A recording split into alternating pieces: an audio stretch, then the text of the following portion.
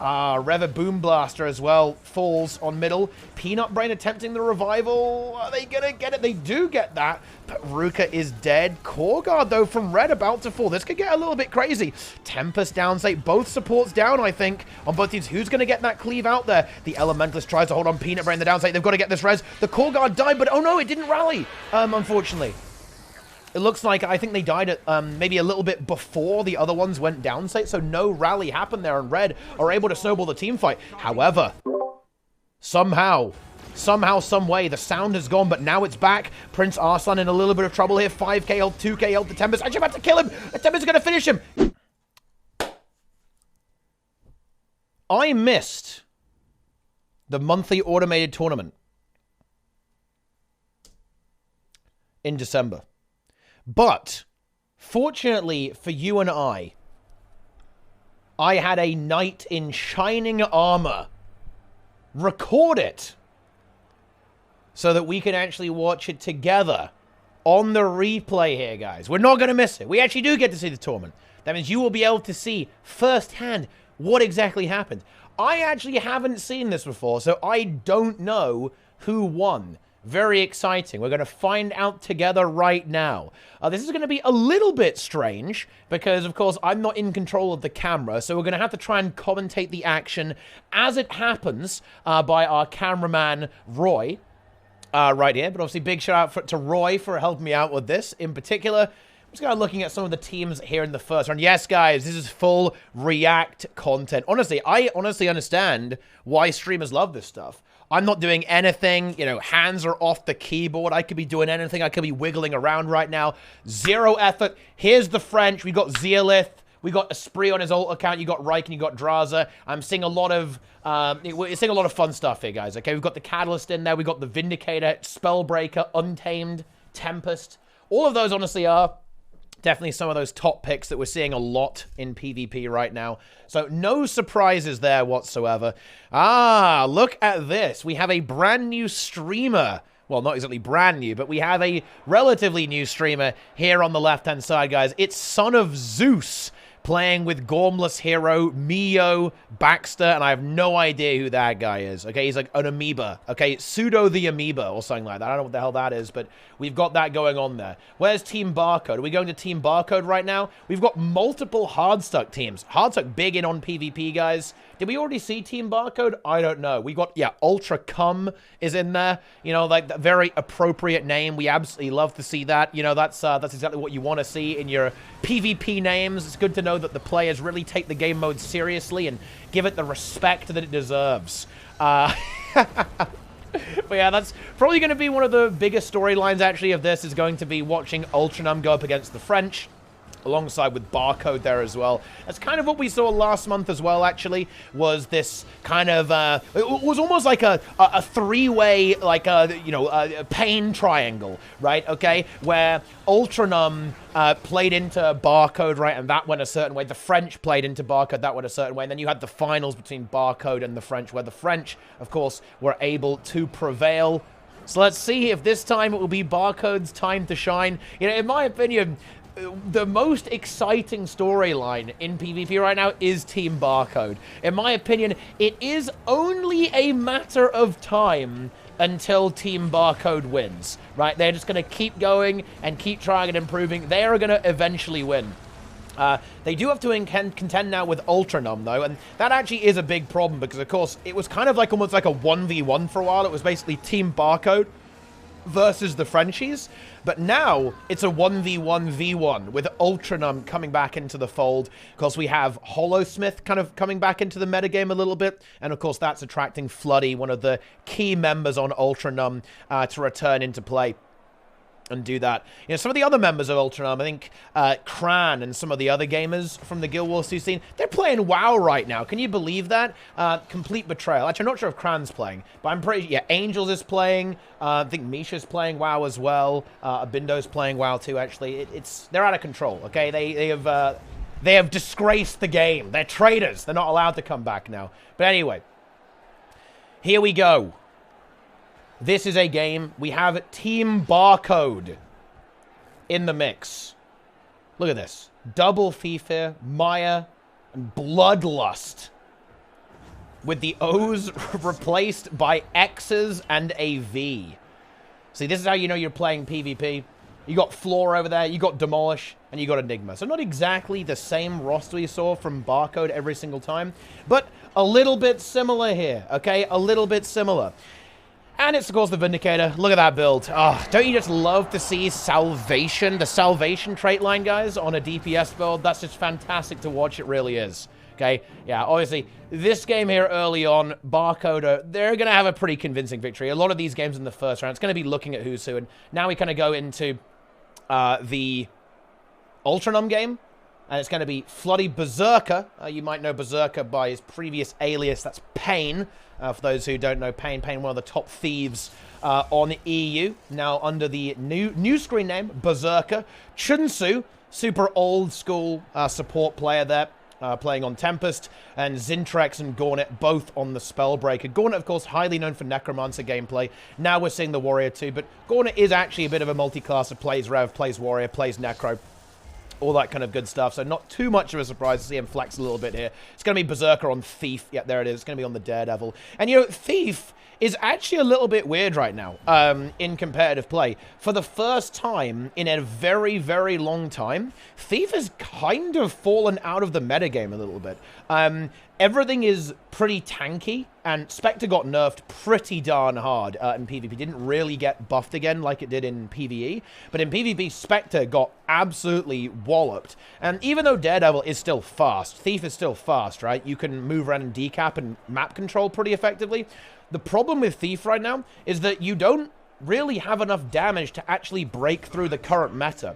Everything is very tanky. Spellbreaker, Catalyst, Vindicator, right? Even Untamed is actually surprisingly durable, even though it's one of the more aggressive builds in the metagame right now. It's still pretty hard to kill, to be honest. It has a lot of evasion, a lot of mobility, a lot of stun breaks, and even a good chunk of barrier and self-sustain from some of the Untamed traits as well. So we live in pretty interesting times now, but here we actually get into a real game here, I think, or rather a game that we may end up looking at. Red team definitely pretty far ahead, and honestly, it's really fun to see a bit of an old face return. Seeing Millennium Falco over here on the red team, very, very, like, old school PvPer, actually. I haven't seen this guy around for ages, actually. But here he is back on the Spellbreaker, and this is the new build that you see a lot. You see the banner coming through here alongside the kind of the normal stun break set there with Shake It Off and Endure Pain. The interesting thing about the Warrior builds right now, especially this Greatsword build, is that you actually have a lot of resistance. One of the things that Warrior has actually struggled with, dude, Kengan as well, damn man. Like these people were active when I was PvP. It's just so funny to see this. Fallon has kind of been around forever as well. You got the real old people here, you know, you got the super old people. You know, I think they're also playing with Frozen Men, I think, on this red team as well. I'm not sure who it is, but could be. I think I saw that his name in the roster somewhere, so this could be a Frozen Men situation. But yeah, Warrior has a lot of resistance right now. And this is actually very interesting because Warrior has always struggled with Blind, right? Because it has a lot of big single attacks that you can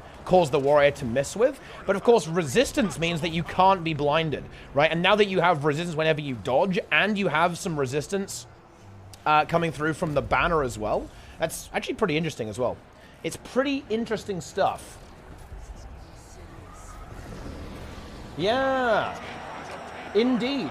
Although that's Banner of Defense, so that's actually regen. You get Aegis, Barrier, and regen on that barrier. You get resistance from the dodge roll, though. So that's how it is. There's the Banner res. Look at that. We got a close game on our hands here. 250 to 274. And wait, and what is going on here? Now we see Garkos as well. And yeah, here's Frozen Men. Yeah, the Guardian there, the core Guardian on red team here. This is Frozen Men, Garkos on the Willbender. We have a Catalyst coming through, another core guard. Lots of core guards here. And another Guardian, Garkos also on the Willbender. Normally a bit of a thief player, but actually has been known to play a lot of different things here. He's trying to blast away here. Red team, see if they can get something done. They actually have a kill after eliminating the enemy Herald. Let's see where they can go from this. Build now being checked here by Roy. Look at Roy covering up the action. Absolutely shameful display there. I mean, you really hate to see that. But anyway, Red team taking control of this middle node here. They've definitely got the tempo here. Red team are zerging pretty hard. They've got to be a little bit careful. They're getting into this team fight properly. They're looking for a second killer on this horse, but they should be able to get that, I think. Is there any revival available from the blue team? Nope, there absolutely is not. They don't have a support. So another big, oh, nice. Just a clean 1v1 from the red Spellbreaker. to eliminate the Catalyst. That's really, really good for Red. Let's see if they can snowball this all the way to the third node. I think they almost certainly will be able to. Red team really having the advantage here, pressing the aggression directly onto their opponents. Spellbreak from Blue is going to go down. Saw Buff will finish that off. They really want to see if they can get that Vindicator, although it looks like Red team maybe playing it a little bit safe, not wanting to overextend too much into their opponents. Blue team coming off Respawn with a pretty big push as well. Pretty big push coming through from them. But Blue actually divert over towards middle. I'm actually not so sure about that. I don't think that's really going to work, because now they're splitting their attention a lot. I don't think they're going to be able to get a rebound. In fact, I think with that rotation towards middle by Blue, I think they've kind of sealed their fate here. They didn't really reinforce their teammates very well. This allowed Red team to continue the momentum over here on the close node for the Blue team. And now you can see, yeah, look at the Blue. Look at the Warrior and the Holo. Now they have to just back off. They're like, oh, well, now we can't do anything. Like, half of them went to the Lion and half of them went to the field. Didn't really work out super well. Garkos is going to die here, but I think the support guard might be able to actually get here in time. Yep, there it is. We actually have a banner, in fact, coming through from the Spellbreaker of Red to get that revival. And as you can see, the Blue team not able to actually finish that kill and get any kind of rebound. I think they're pretty much dead here. 2 kills. This will get bled out as well. We can see the Red team starting to leave here. And yeah, Blue are just in a really, really awful spot, because they're about to get ultra pushed now by a very strong set of Red team players. And they're already low. Holosmith is already down. Discord sound. What the hell is going on here? But anyway, that is the end of that. Spellbreaker is dead, and this game is more or less over at this stage, I think. Yeah, exactly. You're getting baited. Look, I got baited. I thought, wait, am I in call with someone? No, it is, in fact, the recorder who's... Well, we're getting baited again. But anyway, GG here. And that was a kind of a good little, good taking control of the matchup here by the Red team. Very well played by them. They will secure themselves a victory in the first round of the monthly tournament. Probably one of the slower games here as well. You can see it's about 10 minutes on the clock and was very close up until that halfway point, where Red team just really got that good fight, carried the momentum, and honestly, Blue team did not respond correctly and were not able to get control of the game once again. Ooh, and yeah, as expected here, we do have a very dominant performance from our Ultranum team. Doing just a great job here, just controlling the game. You know, to be fair, you got to give some credit here to the Red team, in my opinion. They were able to get some points here, right? They were able to actually, you know, get, honestly, a decent chunk of points up to 100. Getting 100 points into a roster like we see on Blue is honestly no mean feat. So they must have done something pretty good towards the early game, potentially. But yeah, this is certainly a very decisive victory for Ultranum. It's not much of a surprise. The really big games are going to be when we see this team clash against Barcode and this team clash, of course, against the French later on as well.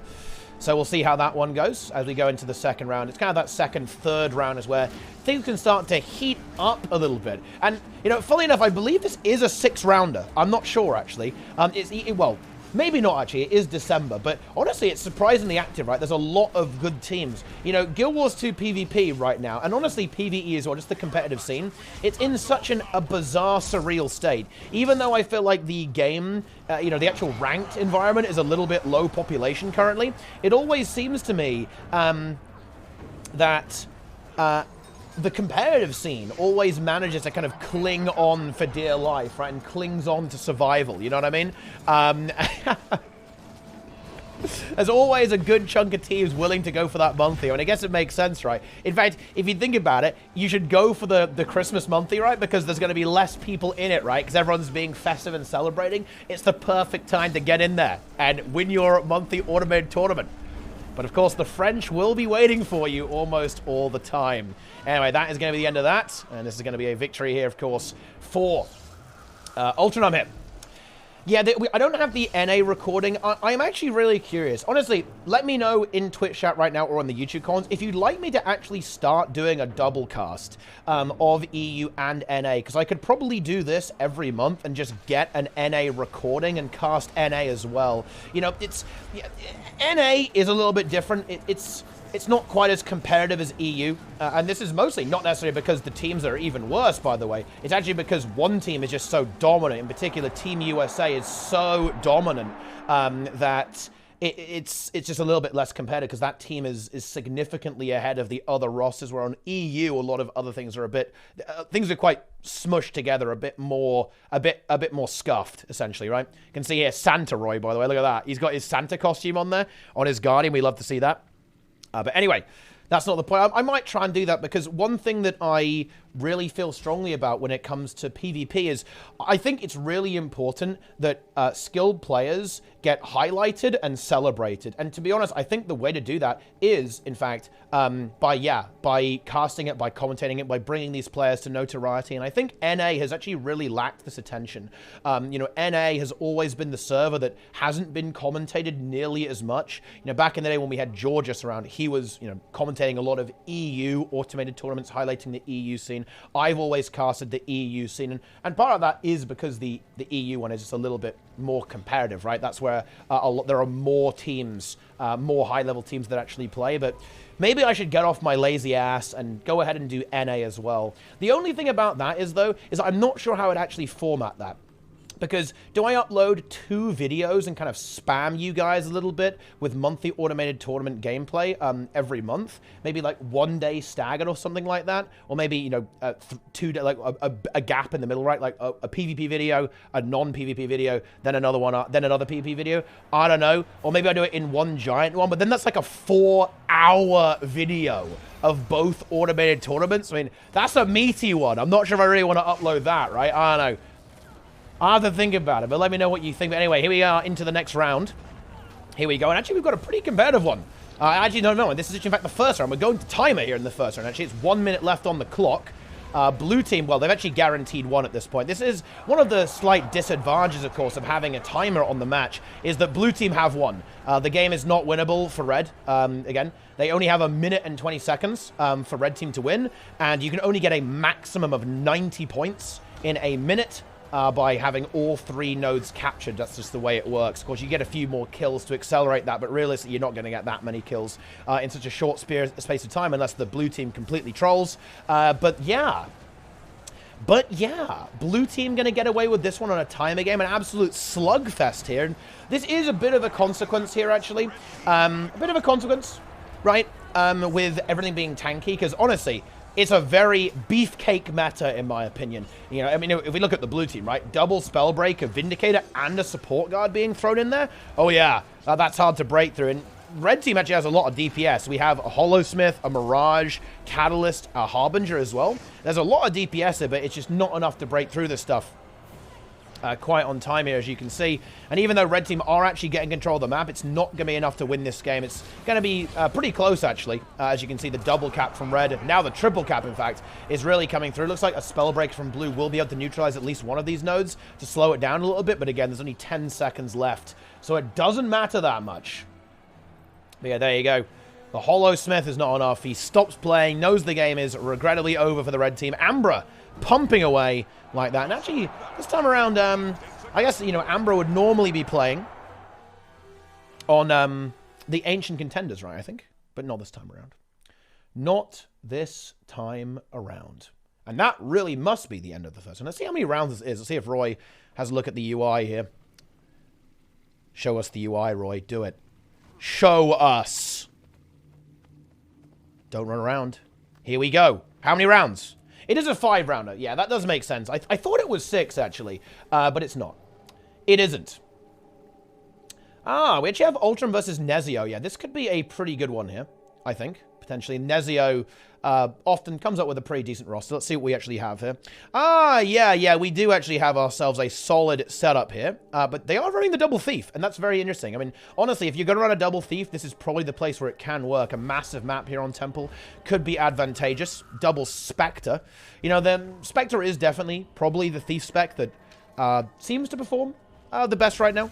Despite a lot of the nerfs, it still kind of has what it takes to survive in this type of meta. A little bit more on the bruisery side, a little bit more almost like semi-support. All this kind of stuff as well. But there you go. We have the double Spellbreaker. We have Goat Fulsh on Untamed.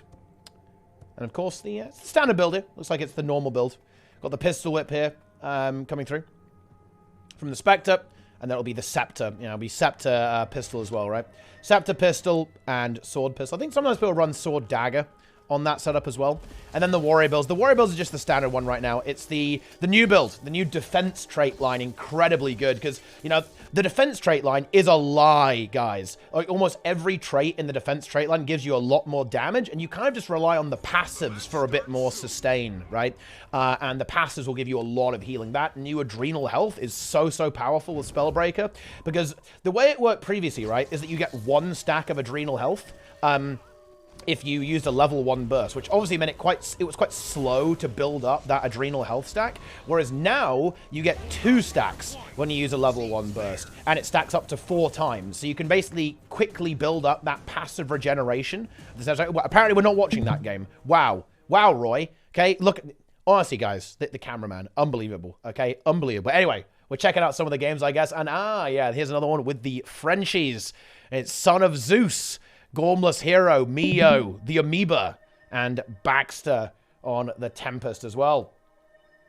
And of course, on the French, and this, you know, the French, if you're looking for a comp that you might go, this is kind of the refined meta, a lot of the times you are going to be looking at the French Theorycraft here. They are one of the teams that really do try and figure out what's good. And here you go, there's the Warrior build there. A lot of cleanse, a lot of sustain there on the Spellbreaker. There are 2 variants you can go with. You can go with the Hammer build too, or the Greatsword build. The Greatsword build is pretty popular right now because it wins into Catalyst, right? Like, this is kind of the big thing about Spellbreaker, is that it actually can contest the Catalyst. For a very long time, nothing has really been able to handle that Elementalist in a 1v1 in a duel, but now with the recent changes to Warrior, it turns out that Spellbreaker absolutely can do that, right? It's able to stand toe-to-toe and even defeat the Elementalist with that Greatsword build, especially with all of the resistance uptime, making it harder to, again, mitigate the damage from the Warrior. But yeah, the French, they do often come up with a lot of pretty interesting theorycraft, and if you look at this comp, you can see how it makes sense, right? They've got the Untamed for roaming around, bashing things, the support for recovering and basically surviving in an outnumbered or potentially dangerous situation, or recovering allies with a revive. We have the double duelist, right? With the well, honestly, it's actually triple duelist if you think about it, right? Like, the Vindicator is actually going to be kind of a duelist position as well, as you can see here. From the blue team, alongside the Spellbreaker and the Catalyst. They can essentially have some very strong 1v1 presence everywhere on the map. So expect to see, well, that type of gameplay. A lot of 3-node play. I'm very much expecting that to see from the French. Honestly, from all of the teams here. Here we are, into another game, though. Here we go. We've got Equa. We've got Ghostio Cephid. It's Fallon. It's Falco. It's Con McGregor. Another pretty old-school player, I think, as well. The Dragon Hunter, big Dragon Hunter fan. You know, I think that there's something about Dragon Hunter that makes people absolutely love it. I feel like people who play DH always play DH, right? Like Con, he always plays DH. Tyrone, of course, always plays Dragon Hunter, right? He was, you know, honestly, the story of Tyrone is something you would legitimately see in like a Summoning Salt video or like an esports retrospective video. Like Tyrone, he didn't win the monthly. He joined the PvP scene in Guild Wars 2 for a brief while after farming Octovine on like 10 accounts and getting Legend on all of his DHs. He innovated the Dragon Hunter meta. Everyone copied him and had to adapt around the burn DH meta. Then he left without elaborating, right? Like, this is the type of legend that Tyrone really was. And he's out, you know? The minute the DH is out, he's out as well. Simple as that. I think he has actually been playing a little bit recently, but it's just kind of funny, the storylines within the Forklift Operators. He was the leader of the legendary team, Forklift Operators. Now back in business. Yeah, Red team performing very well here. And, you know, Red's actually pretty strong in my opinion. Like, you know, like, in PvP, even if people have only somewhat recently become active again, you should never underestimate the power of experience. Guild Wars 2 PvP, it's about knowledge. It's about understanding how the game mode works, right? And being an old school player like some of the guys here on Red, that even if their composition isn't, you know, perfect, even if they don't have, you know, they're not like mega try-hard with like practicing and so on, just the fact that they played the game for a long time and they have a lot of experience just does make them a force to be reckoned with no matter what, to be honest. But anyway, Red team, they're winning pretty hard. There's not that much to say about this game, really. Red team is just significantly stronger, I would say. That was the arcane heal skill there. I like that. That's a spicy heal skill. I think that's a catalyst. You know what? I actually really like the rationale there. It turns out that heal skill is honestly not super great, but I like what they're thinking there because, of course, Catalyst loves combo finishes, right?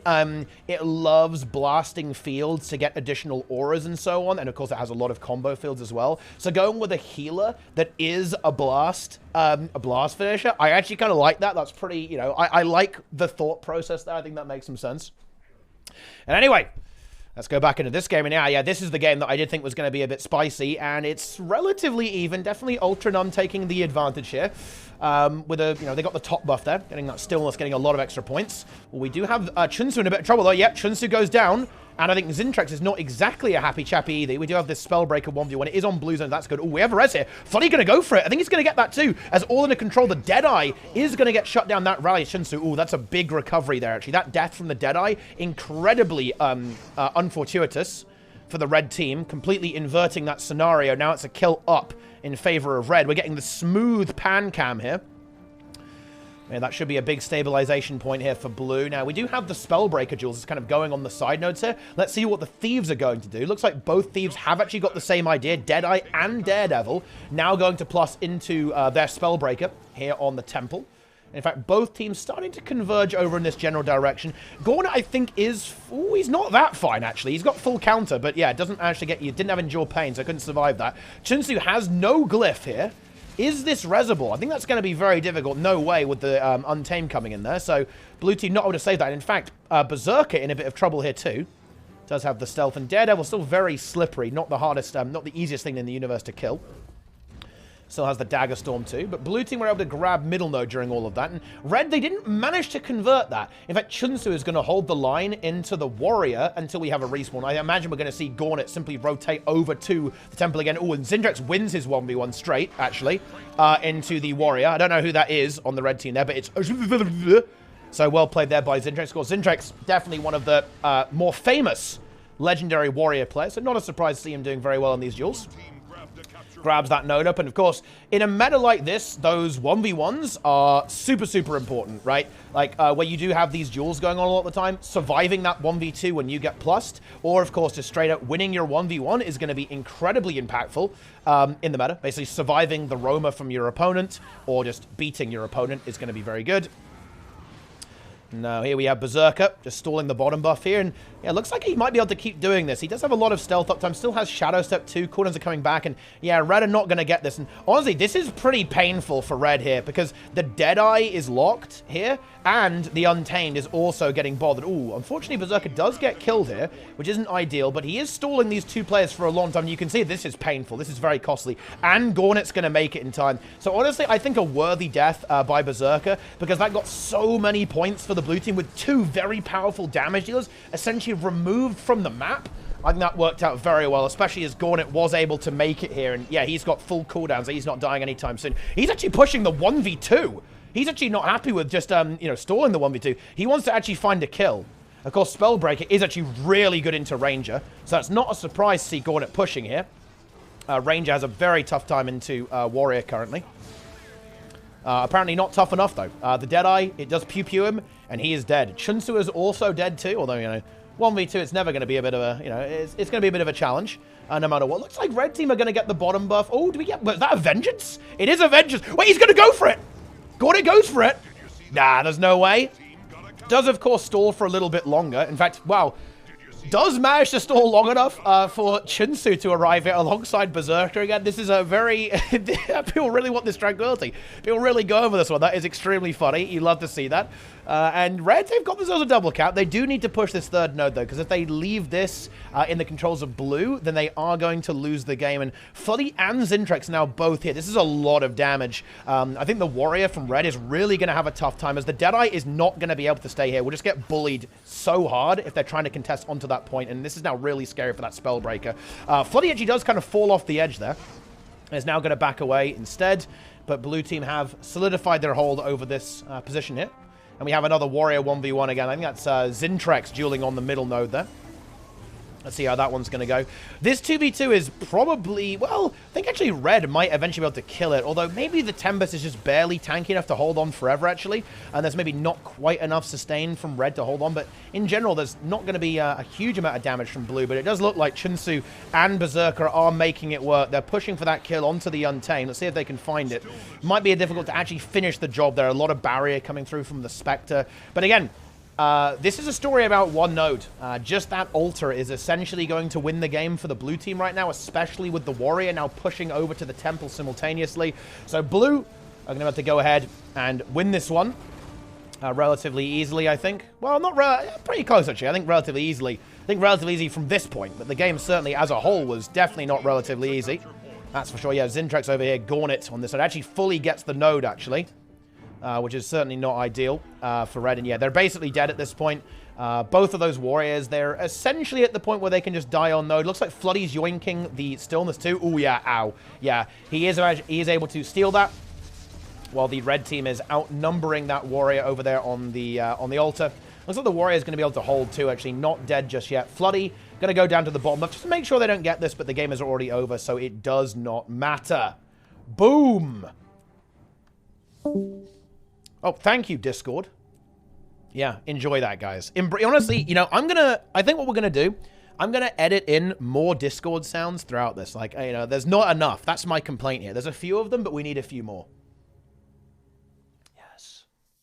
All right, here we go. Here we go.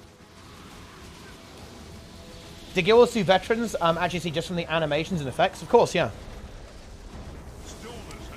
This is one of the biggest things in all game modes, by the way. One of the reasons why people don't die, why people die to Bone Skinner, this is like a classic, right? You know, it's because people aren't looking at the Bone Skinner's animations. They're only looking at the orange AoEs. I actually don't understand why people do this. To me, it seems very logical and intuitive that you would look at the boss animations, but it actually appears this isn't the case. I think most players actually don't do this. They look at the orange circles and nothing else. This is actually a really, really bad strategy. It makes you die a lot in all game modes. Not just PvP. Of course, in PvP, yeah, watching animations, well, to be frank, the game is barely even playable if you aren't watching animations.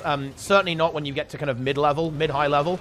You need to be watching animations to understand what's going on. But it's true in PvE as well. You need to be looking at animations of monsters. Otherwise, how are you going to understand what's going on? It's a very important skill that, you know, it's not popular enough. It's a lost art. Yeah, you can see the rest of the games for round 2 just kind of getting cleaned up here. Looks like red team are going to get this one. I mean, everyone's dead. Look, wait. Could blue... Oh? Oh, hang on. Blue? Could, Tarantula God does die on the Timbers. That's not great. Blue? Hang on. Okay. Can blue get to this node in time? I think they can't. That's the problem. Can the... No! Don't AFK Tarantula God. Okay, Tarantula God is not AFK. But the problem is, Tarantula God must get to this node. Staff Tempest. Staff Mass Elemental Tempest. Fire. Fire Earth Staff Tempest. With Avatar Amulet. I like that. Unfortunately, they are not able to make it and they're dead. Fire Wizard. I like that.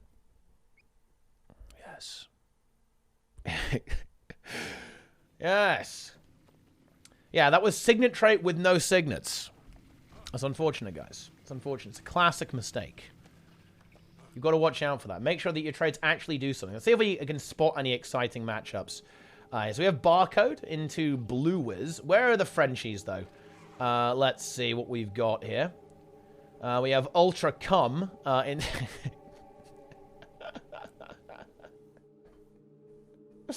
into, you know, we have those gamers going on there. What have we got here? Ah, here we go. We have Team Barcode, although I'm not sure if this is full Team Barcode, right? It's, well, I mean, it isn't. We talked about this a little bit earlier. So at what point do you stop becoming Team Barcode and you become something else entirely? That's a good question. That's a very good question. And yes, for those who are confused, this is the December monthly automated tournament. I said I would cast it, and I have cast it. Here's the warrior build too. Although, that's with the hammer setup this time around. You change some traits for the hammer. You kind of spec into the hammer itself, so you get a zillion adrenaline and, of course, more damage. You can really blast with that, by the way. I've seen, like, 6k plus crits on warrior hammer skills, and, of course, you have great crowd control in that setup as well. You can lock someone in a incredibly amusing way that is just so much fun to play against. But, yeah, this is the... I had the monthly recorded, so I could cast it in post. I might do the same. I'm very tempted to do the same for all of the NA tournaments in the future, so we can get that coverage. You know, you can get that coverage for both servers, hype up both servers in PvP. Yeah.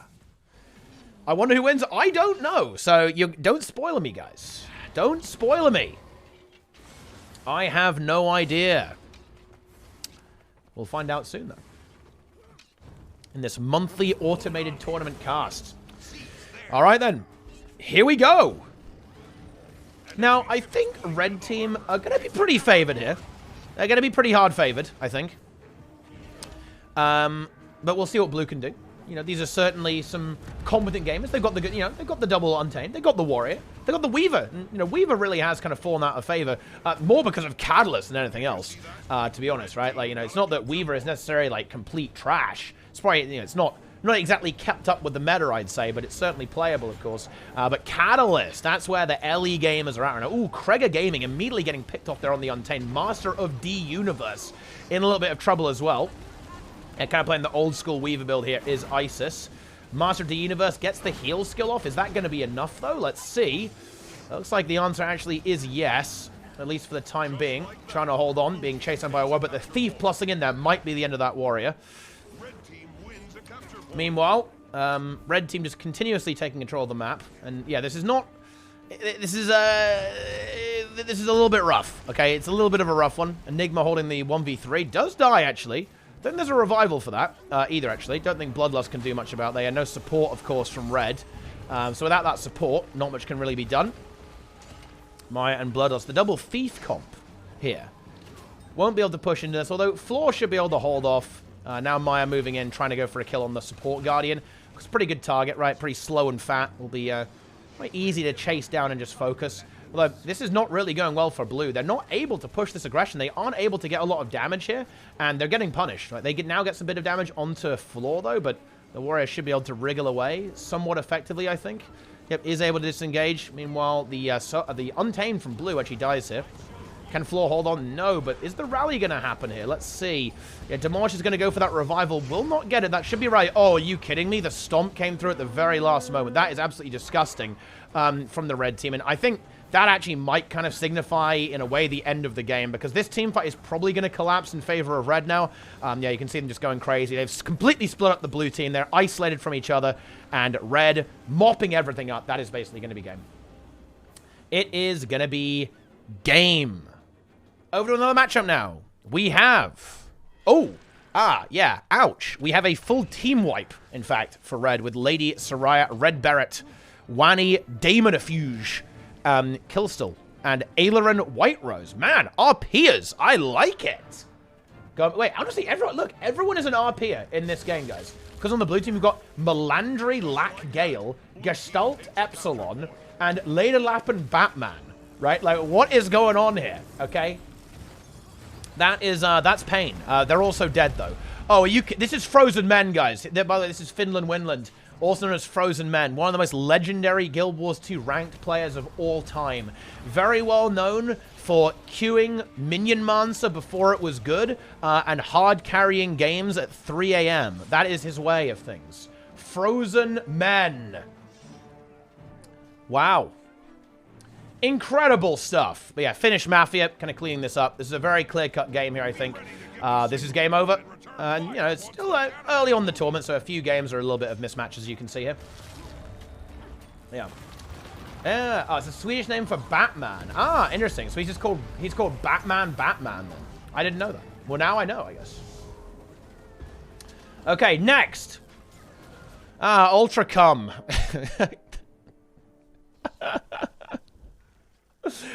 Looks like they're bad. This is weird, actually. It's actually, all the kind of the sweaty teams are dodging each other. I don't know how this is possible. Like, normally you have one or two of them clashing pretty early on, but it hasn't really happened. They've kind of got, you know, somewhat straightforward games here. Again, this should be very, very favored towards Ultracom.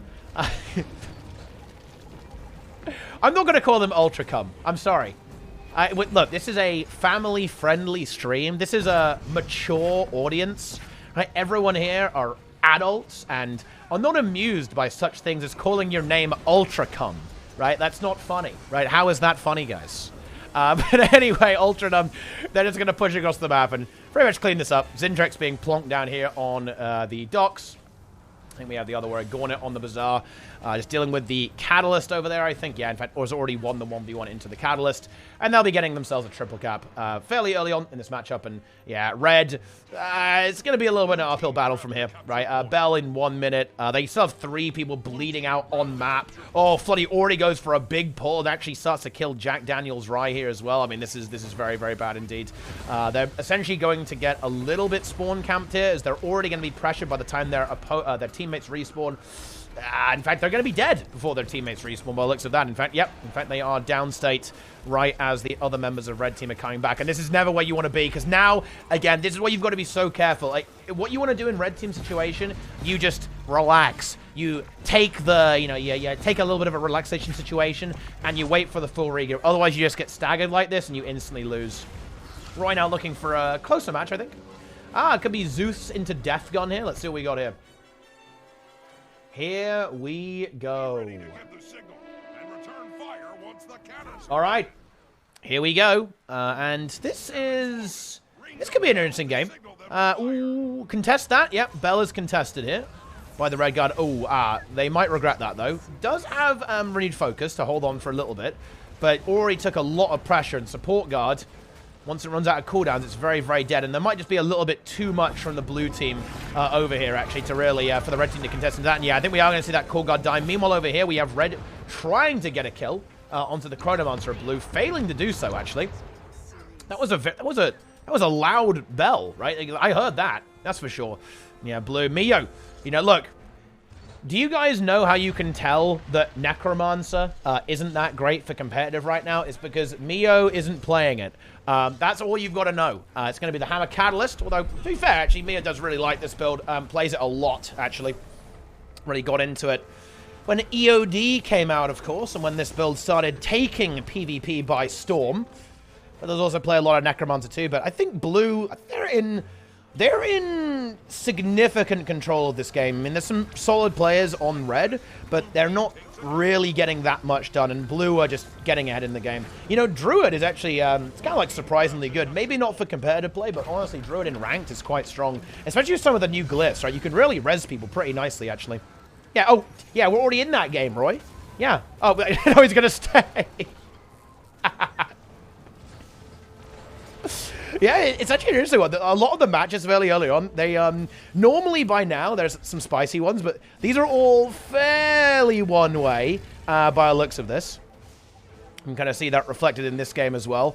Hero going to be denying that. The revive does come through from the core guard, so good res there, but it's not really going to be enough. I don't really think so. We have one full kill, another downstate here.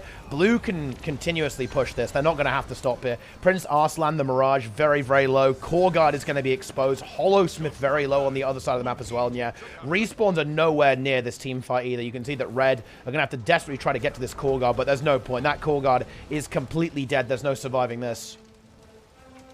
There is no surviving that one, I'm afraid. Hero going over towards middle. There we are. Azraedia in the downstate. Necromancer, that's the Harbinger, of course.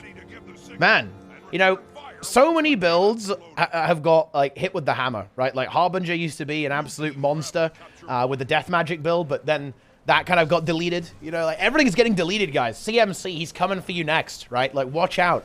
He's coming to snap your builds out of existence. Thanos your builds out of nowhere. That's what's about to happen. Yeah, triple cap now in favor of blue. And they're going to be surging towards their victory. Surging towards it. Harbinger dead. Mirage also dead. 301 up to 84. This is pretty much going to be the end. Let's see what else we've got here. But yeah, wow. Oh, wow. Look at these games. They're all over. What are you? Look at that. What is that? Every single game is like 500-0. That is actually insane for round 3. The probability of that is incredibly low. The Swiss system has failed us and given us a lot of teams that are slightly mismatched against each other, unfortunately. Hero in a bit of trouble. You know, Hero is someone... Hero... Wait. God, wait. Has Hero won the monthly? I don't think so, right? Hero is one of those players who probably should have won by now, but hasn't. A really good player, actually. Really, really good players. Playing some very solid rosters. Did he win once?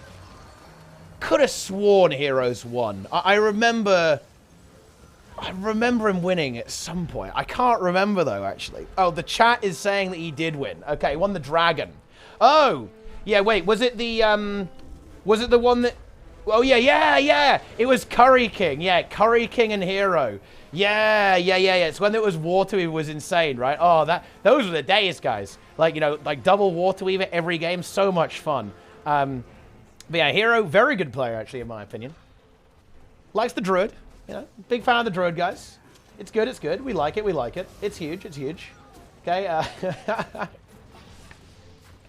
XX Curry King XX. See, that's another great story in PvP, actually. Curry King was actually a raid seller in a guild called Nexus Ascensorum. Sold a bunch of raids, did all the challenge modes, then got into PvP, won the monthly, quit the game immediately. Yeah. Did it. Beat the game. Did all the raids, did PvP, job done. I'm out, right? Refuses to elaborate, leaves. Yeah. Alright, this is going to be game over. We got the 490 for blue hip. 219, so a very solid win here. But not exactly a surprise. You know, Zeus is kind of tryharding, man. Yeah. You know, Zeus is kind of a big gamer. You know, he's one of the players who plays the most ranked. In fact, this is a fun fact, guys. If Zeus didn't play PvP, your queue times would go up significantly. Like, this guy plays, no joke, 1,000 games a season. That is insane. He is the most active PvPer in the entire game. And I honestly, I like that. He goes crazy. He brings the energy. Streams it too, actually, at Zeus_GWT. You should go check it out. But... he's keeping the dream alive. He's keeping PvP alive, guys. That's what he's about. Ah, here we go. Now we've got ourselves a match. It's Barcode versus Frenchies. Now, ooh, this... I'm a little bit worried for Barcode here, to be honest, because what I'm expecting here is the thieves to be a little bit like ping pong balls that just kind of bounce off a brick wall. We'll see.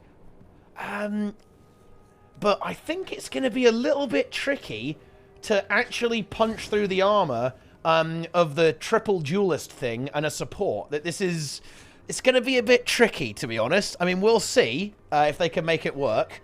It's not ideal. The map is quite small, and that, of course, does allow the tankier comp of blue to rotate pretty easily, right? The Tempest will be able to be where he needs to be when he needs to be as well, of course. And we'll see. But I am a little bit worried here for poor old red team. I think that their strategy might not work. Yeah.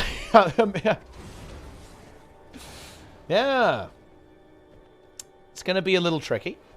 Here we go. 2 seconds. Hello, Discord, by the way.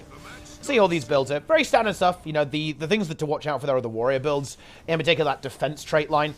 That gives you a lot of weakness application. You get resistance on your dodge roll and a lot of Condi cleanse as well. And, of course, the passive regeneration. And, honestly, a bit of protection on the heal skill, too. But here we go. There's going to be Demolish here. I think we're probably going to see a far push. We'll see one of the warriors go far here, I think. Probably from both teams. Yeah, we're going to see the Vindicator here go over to A. And I think we may go ahead and just see Draza on the Spellbreaker go for that push. Yep, he's going over. There it is. And then we have, just exactly what you'd expect, Catalyst on middle with the Tempest. Just to hold that down and lock that down while the other nodes get secured. Now, the big thing here is what are these thieves going to do? Like, what can they do? I thought they do nothing on mid. Right, like, Maya cannot kill that. There's no way. Plussing into Vindy and Spellbreaker, that's super hard right now, I think. And we do just have this 1v1. It's going to be the Vindicator into the Catalyst. Now, of course, what Red really need, they need the Warrior to go into the Catalyst, because the Warrior can beat the Catalyst. They don't really want the Vindicator there, I don't think. We do have a bit of trouble. Raikkonen is fairly pressured, but I'm looking at the map and what's going to change here? Like, that's the problem. Like, what is going to actually shift here? So Red are going to get point C over here, and of course they do have a lot of pressure onto Draza. Oh, Zealith had not quite making the jump there. That's unfortunate. Does have a little bit of a little bit of low cooldowns here. There does the Tempest, but the Tempest should be fine, I think. And yeah, bit of a weird meme. And the Thieves are going to be able to cause a bit of mischief here and probably force some of these players to leave the nose. Now they do have that map advantage, as the Spellbreaker is doing a great job into the Vindicator, as you can see there. The 1v1 is going well there for Demolish on our red team. Actually, that might be Floor, actually. Is it Floor? Yeah, it's Floor, actually. We got a bad class second, guys. I can't tell who's who. It's unbelievable. Okay, and Raikkonen does die. Does get glyphed up, though. Very, very speedy glyph. And actually a real shame that those Thieves couldn't get that interrupt, unfortunately. So yeah, that is good. Of course, having that Spellbreaker, it is the, more or less the best duelist right now. So having that in position is always going to be good for Team Barcode right now. Maya goes down, and this is a little bit of a thing. There's no support, of course, remember, for red team. So if someone goes down, so they can't really do too much about that. They're just going to have to eat that unless they can get a very, very quick revive. But actually, Barcode, they've kind of made it work so far. The really big key was that Warrior Vindicator match. And they've successfully forced, again, you can see here that the Vindicator from blue is going to actually have, yeah, it's not even going to try, right? Like, Floor is already waiting. And the Vindicator is simply going to leave. Knows that that 1v1 is not really viable. And that, of course, does give map advantage in favor of red team. Not for long, though, as blue team able to force that capture on point B. Now we have Floor moving in. Start contesting this. And the Vindicator, a bit of a weak spot here, potentially. Ooh, double down state here. Thief and, of course, the Untamed. Stomp from Demolish. Is that going to be enough, actually? Draza goes for a big C. That was a very nice CC there. Yeah, that was huge. Denies that Stomp by throwing the rock at him. And, of course, alongside the Ranger, sustaining nicely there. Of course, Ranger downstate, a little bit tricky to eliminate.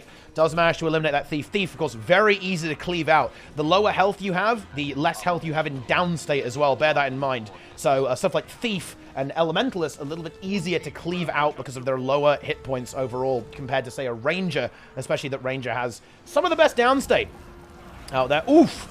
Now, I think we're seeing a repeat of this. In the last monthly, we saw a Spree get absolutely bullied on his Untamed, and we're seeing a repeat of that. Now, of course, this is no surprise, right? Like, I would say the easiest target is going to be the Untamed here, right? Everything else is very difficult to kill. You've got the Earth Shield going down, your Obsidian Flesh on Tempest, right? Warrior is very tanky, Catalyst is tanky, Vindicator is very tanky.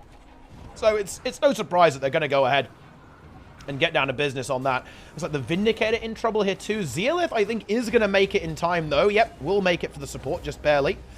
Now is in play. Good to go. Resustaining that Vindicator, no problem. A very close matchup, though, and this is what I meant. Like, these two teams, they have been at each other's throats for a good chunk of time. And Floor actually having a bit of trouble there into Raikkonen. Has to back off there and heal. So Raikkonen doing a great job in that 1v1, forcing the issue there a little bit.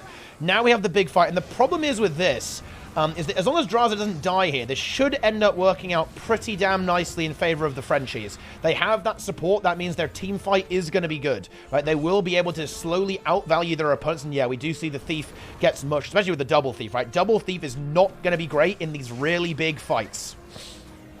Demolish still contesting his hammer. Will 1v1 into the Ranger. Downstate here from Raikkonen. And Maya will be able to get that Stomp, I believe. Yeah, Zealith, no glyph, did get interrupted there. So not able to land that to revive that Catalyst. And yeah, Barcode are going for it. I've got to give them credit. They're really making this work. They really are. I did think that they would have a lot of difficulty into this composition here from the French. But they are, really making it work. They're picking some very good matchups here. They're getting their warriors in the right position where they need to be, and honestly, uncharacteristically so. The French, they're usually very, very good at having the right matchups and being at the right place in the right time. They do seem a little bit disjointed right now, actually, not quite being where they need to be. Of course, that can be very difficult when you're dealing with a highly mobile comp, right? You're going to have to be very responsive with your rotations, very intelligent with your positioning, otherwise you are going to get caught here. But they actually are having a bit of trouble, to be honest, in outmaneuvering this. Ooh. Thief gets caught, though. Can't wriggle away. A big Untamed burst connects there, and that's going to be a bleed. That's going to be a confirmed kill very soon. Ports onto the node. Gets cleaved out. Enigma in position here on the Vindicator. Should be able to deliver some good value, but has to get away. Although Barcode, they are disengaging effectively. They're going to have to concede that hammer, and that's going to slow them down a fair bit, which is not going to be ideal. As they are slowly falling behind. They've got to make something happen again. Of course, if the French stabilize, that's where things get scary. You know, if the French manage to get themselves a double cap and then hold that for a good amount of time, that's where things get scary. It's very much on the team without the support with that very high mobility roaming comp. They need to upset the game. The game needs to be disrupted constantly, right? They can't let it ever stabilize. And that's what they're honestly doing highly effectively this game so far. Ooh, Floor in trouble. Can he get out of this? No, he's going to get yoinked. Full counter. Oh, no, couldn't quite get it, unfortunately. And he couldn't get the Rampage. He was going to try and use the Rampage to get more vitality and, of course, leap away with those mobility skills. But a very nice pull from Draza denies that escape. And, of course, the CC from that is going to deny any other ability usage there. Okay, blue team a little bit ahead. We do see Zealot down, though. Of course, that's not really reliable. And a spree, too. As the Untamed from blue. In a lot of trouble. So a bit of an overextension. Red team having some good respawns there, coming there, collapsing onto that node, getting kills. But they are going to concede the map. And honestly, even though getting kills is nice, well, a third kill definitely makes this pretty good. I was going to say, if it was just 2, I don't think it would really be that good. They wouldn't be able to convert that into much map presence. But now that they've actually got 3, they should be able to make something happen here. One Thief is going to slip by to point A. Looks like they're going to try and position a Warrior there too. It's going to be Floor and Bloodlust. In position. Blood is now coming back to middle, but blue did get a bit of map control there. They still have middle. They can't really dislodge that. Vindicator's still down. They're going to have to answer that Warrior too, and the Vindicator is probably not going to want a 1v1. That won't get there in time to contest anyway. So it looks like the focus for the French is going to be on point B and point C, I think. Oh, and again, this, yeah, ooh, wow, yeah, this Untamed getting a little bit caught here. Does have the heal skill and the elite skill, so should have some good durability and sustain coming through. Now we see the damage coming back onto the Spectre. Oh, that's going to hurt. Yep, Spectre gets caught there and exploded. You don't have that old Shroud. That Shroud health pool getting shredded has resulted in exactly this. It's very, very squishy these days. Very easy to focus and eliminate. Oh, Draza trying to pull off the 1v2. Nearly finds it, actually. And now with the Untamed, yep, with the Untamed, finishes the job. That mobility, that port into that kill. The Drake going crazy, bringing big DPS. Thief attempting the stealth revival. I don't think that's going to happen, though. Too much damage available here. This is a bit scary. 2 players now dead here for red. They need to find a way to close that gap. You know, it looks like a close game, and it is a close game, but there hasn't been much ground made up. The points have been very even. And when I say even, I mean evenly spread, right? The difference between these 2 teams has been the same for a very long time. So there hasn't been a lot of advantage gained by red. It's been very static. And of course, it doesn't matter if you have an advantage or not, or, well, it doesn't matter, you know, if you have nearly the same amount of points as your opponent. You need to have more than your opponent. Otherwise, you're going to lose. And blue now have the double cap. Raikkonen able to get back over to point B in order to contest that, which is quite nice. Enigma now continuing this 1v1, and actually does get the kill with the Thief coming in for the plus. Zealot, ooh, Glyph does get it as well. Nice Glyph. And that will basically reset this fight almost immediately. It will just be a 1v1 though.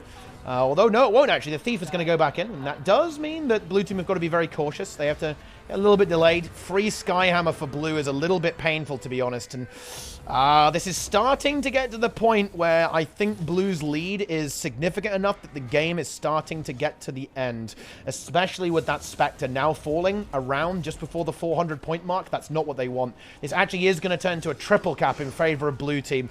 Yeah, the momentum from red has started to fade. There's the triple cap here. Raikkonen under a bit of pressure, but Zealot is available. Some good kiting there from the Catalyst. Should be able to get him out pretty effectively. And now we're in trouble if we're on the red team. Like, where are we going here? Vindicator is going to try to move over to point A alongside the Thief, and that will certainly result in a neutralization. But again, we're over 400 points with only 5 minutes on the clock on a pretty damn slow game. So it's going to be extremely difficult to recover. In fact, you know what? I hate to be that guy, but it's impossible to recover. This game is over, I'm afraid. Just a little bit Too much stability there. You can see that the tide really turned when blue were able to stabilize. They weren't dying. All 5 of them were alive. All 5 of them were sustained, and they were covering all 3 points. And that is the win condition for the blue roster here, for the French team. They get map control, and they don't let go of it, right? They have these things that can survive the outnumbers. They have the support running around, just being an ambulance service. And that's how you win that game. Job done. Yeah. Blue team is abusing the man, not deserved. Well, you know, I mean, I've always... You know, this is something called the scrub mentality, right? If there's a strategy in-game, and you refuse to use it because it's good... that just means you're a scrub at the end of the day. Well, if you refuse to use it and you don't care about winning, then it's fine. But if you refuse to use it and then you complain about another team winning using it, that's the scrub mentality, right? It's time to get good.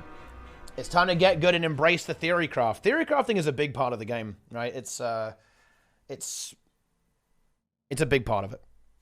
And coming up with strategy and figuring out how to approach the game from a build craft perspective, from a rotational perspective, it's very, very important. And the French have always been good at that, right? I mean, all the top teams are, of course, but I think the French are very famed for coming up with some special sauce sometimes.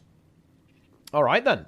So I think that's probably towards the end of the 3rd round. Let's see what we've got next. Let's see now if we're going to see Ultracum face against the Frenchies. Can Ultranum challenge them? Is that possible? Could it be the case? Let's find out. Cormier's Clash. Oh, looks like there are a few games left over here. The Dancing Choya Gang. Yeah. Here we go. Oh, this game is over. Nezio and his team dying, but they are about to win. So that's it's a good consolation, I'd say. All right, looks like that appears to be more or less the final game. Maybe this one here with the Dancing Choya Gang. Oh, look at that. We've got ourselves a 350 to 350 right now. Now, red have map control. They have both side nodes. However, blue do have that ranger up on point C, able to decapture that node. And they're also pushing with the Holosmith into the margin. Ooh, but blue team in trouble. One player down so here. Is that going to get revived? It's the engineer. No, the stomp comes through. No glyph available here. Ooh, Warhorn off, and that's a squishy Tempest. And in fact, blue team crumbling a little bit here. They've got to try and hold on. They really don't want to die. If they die here, they kind of throw the game or lose the game. Ooh, Peanut Brain, I think, died there, going for that push onto point A, which is not great. It wasn't a Holosmith. It was, in fact, a Mechanist the entire time. And yeah, Mech, honestly, it's not good in PvP, to be honest. It's pretty meh. It's not great. You know, CMC, he saved us from the robot uprising, I'm afraid. So that's the end of that. 390 to 380. And red, again, they've got that kill advantage. See if they can find some more now. Red do lose their Holosmith. The Ranger doing a very good job there and getting that 1v1. If blue could somehow win this team fight, this would be fantastic. But Bloodthirsty Ruka is dead. Reva Boom Blaster as well falls on middle. Peanut Brain attempting the revival. Are they going to get it? They do get that. But Ruka is dead. Core Guard, though, from red about to fall. This could get a little bit crazy. Tempest down, say, both supports down, I think, on both teams. Who's going to get that cleave out there? The Elementalist tries to hold on Peanut Brain. The downside, they've got to get this res. The Core Guard died, but oh no, it didn't rally, unfortunately. It looks like, I think they died at maybe a little bit before the other ones went down, so no rally happened there, and red are able to snowball the team fight. However, somehow, some way, the sound has gone, but now it's back. Prince Arslan in a little bit of trouble here. 5k health, 2k health. The Tempest actually about to kill him. The Tempest is going to finish him. It's not going to happen, though, actually. The Holosmith comes in and kills the Tempest. Oh, and I think red are going to get this. It would have been a really fun, you know, crazy comeback story here. Oh, well, I guess it was even. It's not really much of a comeback. It's even. That's not how it works. Holosmith eliminates the Tempest. Oh, and that actually rallies Arslan, too. That's unfortunate. The blue team could have maybe had something there. Ethor on the Condi Soul Beast. Oh. Could this be an insane 1v2? Both red players extremely low. There's the downstate. Ethornal with the 1v2. Spike Trap. Doesn't land. Oh, the Elixir S res. Oh, no. Oh, maybe didn't even notice that revival there. A little bit unfortunate there for Ethornal. Now in a huge amount of trouble and is dead. Yeah. Well, you kind of hate to see that one, guys. That was a nice play there from the Soul Beast, but unfortunately not quite good enough 484 to 419. The last match, I believe, of this round. 490. Here it goes. The Dancing Choya gang about to be purged out of this game. And Red Team, the last moment, grab their victory in this matchup. I'd be very curious to see how the point graph actually looks here. Be pretty interesting, guys. Be pretty spicy. But never mind. Roy doesn't want to see it. He's out. He's out immediately. Boom. All right. Next. Here we go. And that's the next round. Let's see what we got. Ah, yeah. We do have the game. It is Ultra Numb versus Ranger Danger, also known as the French team, the French Worms. Here we go. This is definitely the other team that could potentially be contesting into the French here. You know, the French, of course, are the reigning champions, so they are the favorite in this event. Going with that same composition here, let's see if Ultra Numb can defeat this opponent. If they can make it happen, gamers. Holosmith here from Floody. You have the Berserker on Daredevil. Chunsu on Tempest. And the double Warrior. So it's actually somewhat similar to the composition, right? Basically, the Roamer, you know, the Untamed is the Thief, basically, on blue team, kind of. The Roamer, right? You have the double, you know, the double Duelist into, you know, the Spellbreaker and the Catalyst. And then you have Holo. I mean, Holo is interesting because it's a lot of damage. It's almost like another Roamer, I guess, in this kind of setup. It's also capable of kind of 1v1, and we saw Floody 1v1 a fair bit, actually, in the previous monthly automated tournament on the Holosmith. But what it really does well is pretty colossal damage. Like, the DPS output of the Holosmith is massive. It pumps pretty damn hard. It really, really does. So let's see how this one goes. Can the French be dethroned? Can they be stopped? I've got no idea.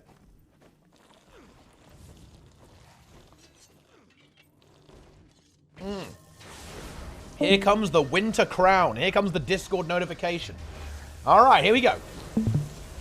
This is a very fast Thief as well, right? We have the Shadow Portal being picked by Berserker too.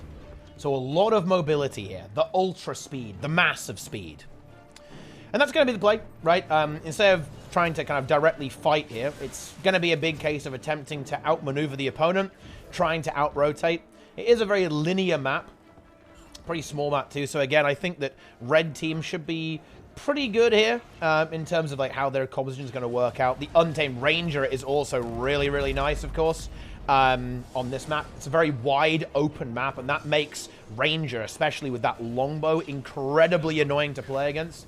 No, you can't do predictions, guys, because I know for a fact that obviously you played this game, so you know who wins, right? So that's illegal. Ooh, Draza very cleanly wins that 1v1 into Floody, and yeah, I think that's perhaps showing what the matchup really looks like in this particular 1v1. Holo, it's certainly a competent 1v1er, but yeah, Spellbreaker is going to be a very serious problem for, I believe. Particularly seeing as, like, the Engineer has access to Blind, which is obviously really nice into the Warrior, but the bad news is that Warrior has Resistance and a lot of Condition Cleanse too, so the Blind is going to be significantly less effective from that Explosive trait line. You have the Explosive Entrance combined with Flashbang, which could be a little bit difficult. And, yep, we just see Red starting to take a bit of control here. Vindicator, just, you know, just holding on. Waiting for the Untamed. Untamed being a little bit harassed there by the Daredevil. Oh, no. Ooh, yeah, ow. That's kind of like Thief.avi right now, guys. You know what's really funny? Is that Thief mains always complain about their class being weak, but hey, I've got good... Yo, Thief mains, good news. You guys can actually complain about Thief being underpowered right now for the first time in like 2 years. How does that feel? It's got to feel good, right? Have some legitimate balance wine? Oh, man. That's good. Well, I mean, it's so far 0 points for red. For blue, rather. And let's see what's happening. It is going to change, though. Esprit feeds. Imagine if Esprit is the only points that Ultra Numb get. Yeah. Yeah. What if that's the case, guys? Esprit feeding 5 points into Ultranum. It's possible. It's possible. Could happen. Could happen. Draws are about to have a bit of a situation, though. Will be 1v2 into Zintrix and Berserker. It's a little bit low on cooldowns. Has Rampage coming up. Has a shield block. Man, Warrior has a lot of very good evasion and mobility. And yeah, now we have Esprit coming back off respawn here on the Untamed. Should be able to help out in this 2v2 pretty effectively. And that Thief has to be so careful here. The Untamed burst can be so massive. That Thief gets caught, can be devastating. Draza is going to be left in that 1v2, though. Seems to be fairly confident in his kiting abilities that he will be able to survive. Of course, there are, again, cooldowns available. Still, there is that Rampage. Floody dead on middle now. Oh, and if that node gets captured, that's really annoying because middle is going to be so hard to dislodge this Catalyst, especially with the Tempest able to rotate in very quickly. That middle node getting capped is very frustrating, I think. Very difficult to deal with here. Draza continuously surviving here. Oh, and here's the Untamed. Ooh, it's scary. Doesn't endure pain here for Zintrax. He's not dead anytime soon. Ooh, might be able to find this. No, the heal skill from Draza comes through. Here we go. Yeah, Draza will hold on for now. And yeah, the entirety of the French team is now starting to arrive. And that's where things get a little bit scary, because I think the team fight from Red is going to be a bit superior here. Draza is very low already. That's the advantage that Blue have. They have a bit of tempo right now, as Draza was already heavily pressured, but Zealith doing a very good job re-sustaining the Red player, and now they're turning the aggression around onto the Thief, and yeah, the Thief can't really do much here, to be honest. Does not want to be in this big fight. This is where, of course, the supports, the durable bruisers, that's where they shine, and that is not what Thief is, I'm afraid. Desperately tries to wriggle away, shadow steps away to victory, but of course that does leave the blue team outnumbered. Untamed, oh my god, actually does go down. Tornado from Chunsu. I don't think that'll be enough. Yeah, that revive is going to happen. In fact, it was a bit of just a glyph, yeah, just as an emergency, just in case, to make sure that revive comes through, but Esprit does nearly end up getting killed there. Draza will now be left in that 1v2. Of course, that's great. The Tempest is not really doing much in that situation whatsoever. Riken holding on mid. Even though they did end up losing the node, it's still held completely neutral. And this is honestly a little bit of a scary one right now. This is not great.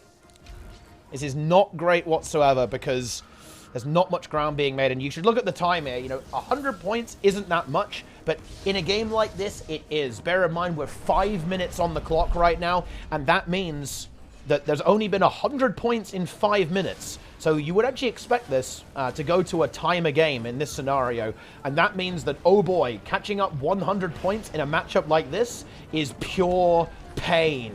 Yeah, it is pain. Well, actually, no, Berserker is pain, but that's not the point here. Berserker goes downstate. Chunsu, does he have Glyph? I don't think so. No, doesn't have access to it, unfortunately, and that's the end of that player there. Gauntlet very low as well in the 1v1. And meanwhile, Floody also about to go down, saying, yeah, that Hollow, it is very squishy, and this is a bit of that kind of ping-pong ball situation, right? It's a very aggressive build, and it just gets absorbed, right? It gets swallowed whole by all of the pretty tanky bruises that are being played right now in the current metagame, and yeah, Hollow not really working super well into it at all, unfortunately. Things are a little bit too durable, a little bit too good at multiple things, I'm afraid. Ooh, and this could be a bit of a snowball here, as Red Team get themselves a double capture here. Yeah, and this 2v2 I don't think is really going to work out that well, to be honest. The Untamed should be able to hold on until Zealith gets here. Yeah, and Gauntlet does die there during all of that, so this should be a pretty easy revival. Oh, that might be a dead Thief too. Tried to get the stomp, but couldn't do it. The cleave was a little bit too much, and that's it. Chunsu down, Zindrax down, Gauntlet down. That's going to be a triple cap now in favor of the French. They found that opportunity. They've got the solidity here, and that might be pretty much the map state until the end of the game. 8 minutes left, and it's going to be hard to break through now. Because that was a full team wipe. The momentum got completely reset.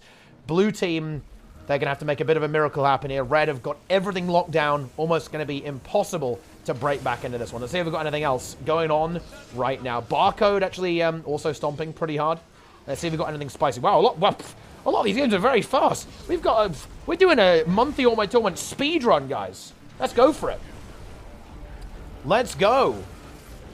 Yeah, the big problem is there just haven't been kills, right? Blue have not been able to find kills, unfortunately, and that is where that Untamed is really nice. That's why people love that Untamed right now in the metagame over something like a Hollowsmith or a Herald or a Thief, is because Untamed is actually really, really fast, but it just has that massive playmate potential where you can get kills, where you can actually create something, you can make something happen on the map. especially on a map like this, again, where it is very snowbally, it is very linear. That Ranger is putting in the work. Unfortunately. Well, unfortunately for blue. I mean, very fortunately for red. And then our big question is, can blue actually break this chokehold? And actually, I don't think they can. Draza might die here. Does Zealith have the glyph? He does have it, but I think there'll be too much crowd control, potentially, to really get this done. He's going to go for it, but ooh, no, can't make that happen.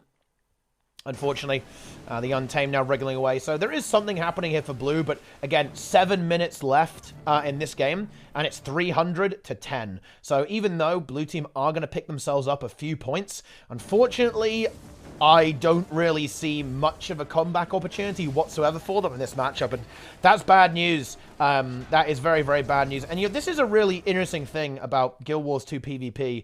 You do have to adapt to the metagame, right? Like, you can obviously outplay your opponents, but that only works if you're significantly better than your opponents. You know, the thing about outplay, you might go, oh, but guys, you can play an off-meta build and outplay them. Well, yeah, but that means you have to be significantly more skilled than your opponents. And that's really difficult to do when everyone's really good at the game, right? You know, you're going to have to work so much harder to get to that level just to win against people who, you know, are playing a superior strategy to you, right? It's very much like, you know, you could probably, you know, if you trained really hard, maybe you could win a running race just by hopping, right? But you'd have to train really, really hard to do that. Like, you know, it's, and this is the thing about the meta. In Guild Wars 2, you need to be adaptable. The teams that typically have the most dominant streaks and perform well long-term must be adaptable, right? You must be able to reroll. You must be able to multi-class and play different builds and different professions. Otherwise, you're going to get farmed by teams who do, right? Because that is a skill in and of itself, and being able to theory craft and adapt to what's good and what isn't, and how the game is flowing and counter your opponents is just so important in winning. Simple as that. Introduce bans? No, I don't think bans are good. There aren't really enough professions in the game to warrant it. And it's also just like it's a skill reducing factor. If you add bans to the game, what you're basically saying is that you reduce the diversity of play by preventing people from theory crafting as hard as possible. And yeah, you're getting baited by the Discord sounds. How does it feel, guys? How does that feel? We've got to show Roy how to mute Discord sounds, guys. What's he doing? All right, here we go. Zintrex now dead. 400 points. That's it. Yeah. Yes. Yeah. You love to see it. The thing about doing bans, guys, is all you're going to do is go from the really broken stuff dominating the meta to the stuff that's slightly less broken dominating the meta, right? Like, this is the way it's always going to be, unfortunately. The way it goes is that people are always going to play the best builds. And it turns out no matter what you do, it's always going to get optimized, right? Like, no matter where you draw the line, people are going to go right up to that line wherever you draw it, right? They'll go as far as possible. I do think that having no class stacking is pretty good, but you'll also notice that the Frenchies aren't class stacking. They don't actually have a double anything, right? A double elite spec coming through there. So they're not even actually doing that. But I think that does sometimes make the game a little bit better when the metagame is particularly putrid. But realistically, I don't think bans actually make the game more interesting. I think bans kind of make the game less interesting in a sense, actually. Because it means that in a game like Guild Wars 2, it works a bit better in something like Dota or League of Legends, because there's loads of characters. And because there's loads and loads of characters, it means that banning one character isn't necessarily that impactful to the, you know, the amount of characters that you can play. But if you ban an elite spec in Guild Wars 2, that's actually kind of a big deal, right? Especially if you're doing more than one ban, because maybe you have like 5 bans, right? Like 1 ban per player. And that's per team, right? So you can then ban 10 total characters. You've actually banned 1/3 of the roster, where that's obviously not the case in a game like League of Legends or Guild Wars 2, right? So that's why, in my opinion, bans aren't good. And I also don't think it would make it better, right? Like, you just see people run the most busted stuff right after that. Like, the issue with Guild Wars 2 PvP isn't even necessarily, like, bans or picks or diversity. It's that the game has a lot of design baggage, right? That basically says there's a lot of things that are kind of imbalanced and poorly designed. For example, right now, there's a lot of builds that are just pretty trash in PvP, right? And there's a few things that are massively overperforming. It's not really a ban pick issue, it's simply a balance issue, right? And the game is very hard to balance, but that's because the game has never really been designed around PvP. Wait, this is an insane play, actually. Wait, this is this is unhinged. They're going for the Lord. This is almost like a throw, right? Imagine if they wiped there and blue team triple capped the map. That was such a risky play to go for the Lord there, but you know what? They did it. They went for it, and they went big. Huge. But yeah, the thing about Guild Wars 2 is that there's a lot of design baggage that the game has. Most of the game's history, they haven't really designed the game around PvP, and because of that baggage, it's not so much like oh, if you ban this, it will all be fixed. It's more like you need to very slowly move towards a situation where the game is well designed and builds actually make sense from a PvP perspective, right? And yeah, if you want to make PvP balance and make it actually diverse and interesting. But I'll tell you a little bit of a secret. Even in games that are actually really well balanced, things, when it comes to build orders and builds, it's always going to be optimized, because if two things are different, one of them will be better, right? You know, even if it's only by like 3%, one of them will be better, right? This is kind of the nature of competitive play. It will always happen. Just like that. But there you go. There you go.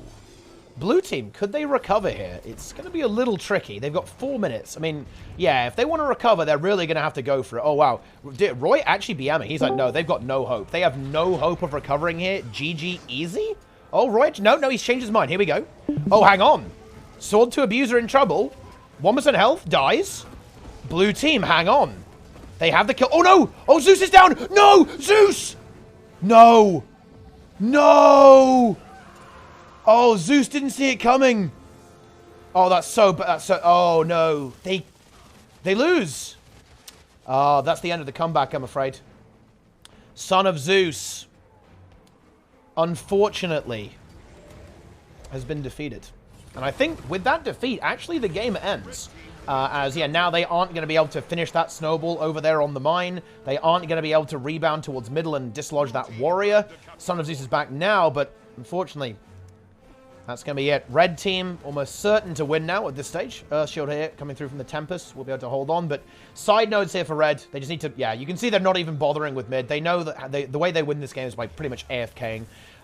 Even one node will win them the game at this stage. So all they've got to do is have their Thieves be super annoying. And honestly, Thief is amazing in situations like this, because Thief can just elongate the game by constantly decapping, constantly being irritating permanently, right? And, well... That's exactly what they're going to do. They have no interest in doing anything else. And yep, that's it. You can see the Spellbreaker just standing firm. They're doing exactly what they should do on that node, making sure it doesn't get dislodged. Blue do have the double cap, but it's not good enough to win the game at this stage, I don't think. No, it's definitely not. Red will win on a single point, simply because of that. And we even see some decaptures coming through on the other side of the map as well. Blue trying to get something going here by trying to get a bit of a snowball. They do actually have a kill onto the... One of the Spellbreaker's wing trade has been taken out by Red, on Red's team rather. But, I mean, if they get a triple cap now, they do theoretically win. But I think that is somewhat unlikely. Yeah, that will be 180 points. So, yep, that would be good enough. But can they do that? They have 10 seconds to do it. In fact, well, they honestly have less than that. Okay, here we go. Oh, man, this game might end up weirdly close. The thing is that they can't control the map, though. That's those Thieves, right? Look how annoying the Thieves are. They're everywhere, right? They're like ants all over the map. Nearly getting middle neutralized. The Waterfall has already been neutralized. Yeah, the Warrior moving over. I actually like that from Wing Trade here. Plant that Warrior, and now there's pretty much no way to dislodge that with enough time left over. Might go to a timer here. 1 minute and 30 seconds left on the clock. But the result is inevitable. Red team will achieve their victory. Lord? I mean, I'm not sure if they're going to pull that one off. I don't know. I mean, yeah, they'd win. But they're a little bit too far away now. They have they've got 1 minute. Yeah, I'm not sure about that one, right? I don't know. Yeah. Yeah.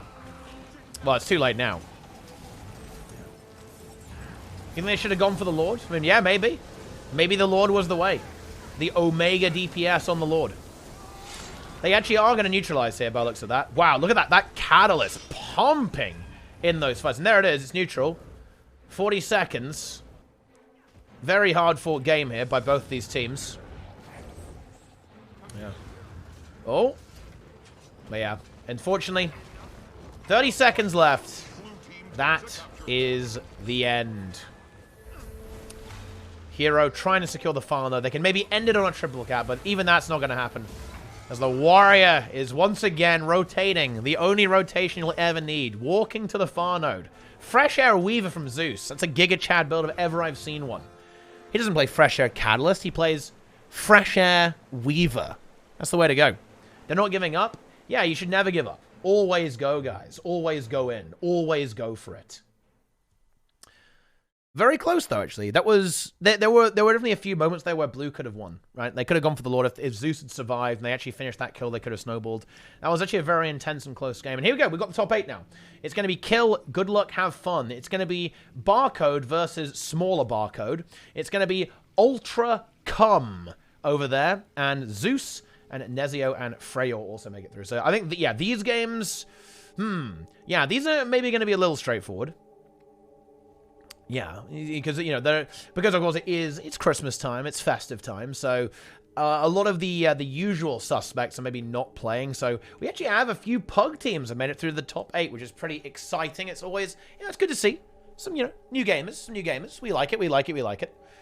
Getting their chance to shine in the top 8 here. Yes. What is this? This is the monthly automated tournament on EU.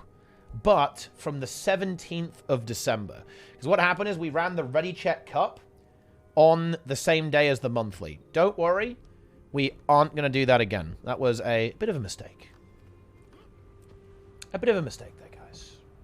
Yeah. Dead game. PvP is alive. Look, if you can get all these players to play PvP right before Christmas, then surely... it's alive. Yeah. 2023 will be the year of Guild Wars 2 PvP.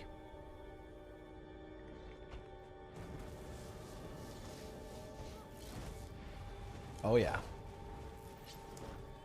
Operation PvP begins in 2023, guys. We will bring back ranked.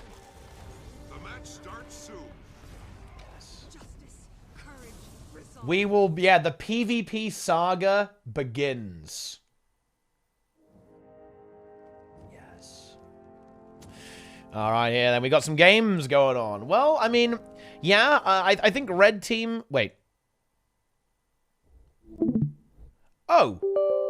Dude, Guild Wars 2 crashed on Roy's computer.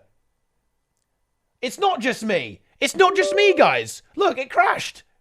But anyway... here we go. We actually have ourselves... this could actually be a spicy game, I think. Con McGregor, Falco, Fallon, you know, Gosita, Cephid, and then Equantum. Going up against All Under Control, Goat Fulsh, Wing Trade, Nezio. This is actually, yeah, this is a game, actually. Nezio in a lot of trouble on there on the Hammer Spellbreaker. Goes down. Fallon, though, got to hold on. Oh, he's down. Can we see a rally here? Yeah, I think we do. The cleave should be good here for Fallon. The res is being held. Nice. Oh, wait, was that a revive banner as well? I'm not sure of that. I think it was a regular banner, actually, not a revive one. But regardless of that, good recovery there. Ooh, and now the Untamed in trouble. A big snowball from Red. Getting that kill instantaneously. And actually, hang on, another Spellbreaker in trouble. Gets the heal. Oh, went down to like 100 health. might be able to get away, but that Untamed is not going to let this Warrior get away so easily. And Red Team actually get themselves a triple cap early on. Wow, what a great performance there. That initial team fight working extremely well, and then pushing them up highly effectively with the Duelists. And yeah, as you can see here, they did a very good job of not letting this Spellbreaker get away. They didn't let them break combat to recover their cooldowns. They kept forcing them to use abilities and not really get anything done or recover properly. So that Spellbreaker is a little bit out of commission for a while. The Red Team do have to be a little bit careful of their Warrior on the altar, though, as the Untamed is there. But actually, hang on a minute. We've got another crazy situation. The Dragon Hunter, I think, should rally here. Yep, there it is. Thief a little bit squishier. Ooh, Nezio in trouble. But not enough damage coming through. The Rampage, of course, gives you damage reduction, so that True Shot didn't hit as hard as you'd normally expect. It can hit really hard. It can be like a 10k True Shot, guys. You've got to watch out for that. Watch out for that one. Nezio does get caught there. And yeah, I mean, they've got to be careful. I mean, I think they're maybe flailing a little bit here, Blue Team. They need to have a bit more of a controlled approach. They need to get that kill, though, otherwise there could be a potential rally here. Could they save Falco? No, he's dead. Everyone's dead. Con McGregor's dead. Falco's dead. Nezio's dead. It's an absolute bloodbath, guys. Everyone's going crazy. Look at all this DPS. This is insane. This is absolutely insane. You love to see it, guys. This is crazy. Broken builds confirmed. Only Mecha's broken. I mean, Mecha's very bad in PvP. It's definitely not broken. Well, I mean, I guess it's broken in the sense that it's not good. Oh, now Blue Team getting back into almost inverting the map state. Oh, Nezio going to attempt the top buff here, but Fallon is available. Actually, yeah, Fallon might have to drop down here, actually. He's in a lot of trouble. 1v2 into a double Spellbreaker situation. That is... Oh, look at that pull! Look at that DH pull there from Cobra. It drags... Oh, no. Oh, hang on. Are they going to get that? They didn't. The Deadeye interrupts at the last second. That was a very, very big pull, though. I like it. I like it. Oh, is he going to get it anyway? No, he isn't. Oh, yeah, the Deadeye is just basically harassing him from 1500 range.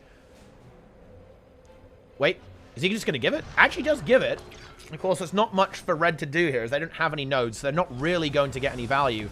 And actually, that might have been a pretty good play, actually, as this essentially does mean that the buff does nothing. That objective is off the map, and that means that Blue Team can just focus on winning the game by killing everyone, which does appear to be what they're currently doing right now. Ooh, that Untamed unleashes onto Wing Trade, but some good kiting. Might be able to turn this, in fact. Heal skill comes through there. Let's see what's going to happen here. Oh, the Untamed's really going at it here, trying to find some kills. I think it is going to be the one from Red who's going to go down. Yep, it absolutely is. Fallon dead as well, and after a very good start, Red Team almost find themselves in the same position that their opponents did at the start of the game, just hemorrhaging kills left and right. So Red need to basically take a bit of a step back here, relax a little bit, and then go again. They might have to face down a double cap or even a triple cap, at least temporarily, but that should be okay. As, of course, that will simply equalize the points, rather than necessarily get their opponents too much into the lead. Con McGregor. He has the permanent wings, guys. I bet people would like this as a skin. Ooh, Dragon Hunter. Ouch. Of course, Dragon Hunter is very, very squishy. You know what I love about this bug? This bug has been in since the start of the game, pretty much. I don't know why this happens exactly, but sometimes the effect of basically any particle effect in the game, it will be there permanently, right? It will never go away. Ooh. Con doing some good work there under pressure, was getting absolutely battered, but managed to turn it around and get a kill onto the blue Spellbreaker. Blue looking very low right now. We could be seeing a bit of a resurgence here from the Red Team. Can they pick up some more kills? Let's see if they can. Nice stow there, actually denies the full counter from the blue Spellbreaker there. And Fallon did die, so yeah, well, it's not much of a resurgence, as Blue Team managed to get a return kill, get some revenge for Nezio there. Still very, very close. 209 to 212. Ooh, that Deadeye moving in. Very scary. Not a lot of projectile hate, actually, on Red Team. That's, of course, where the Catalyst and the Tempest can be really, really good, of course. And the Untamed has a little bit. But the Warrior and the Hollow, not so much. So the Deadeye able to thrive in this environment.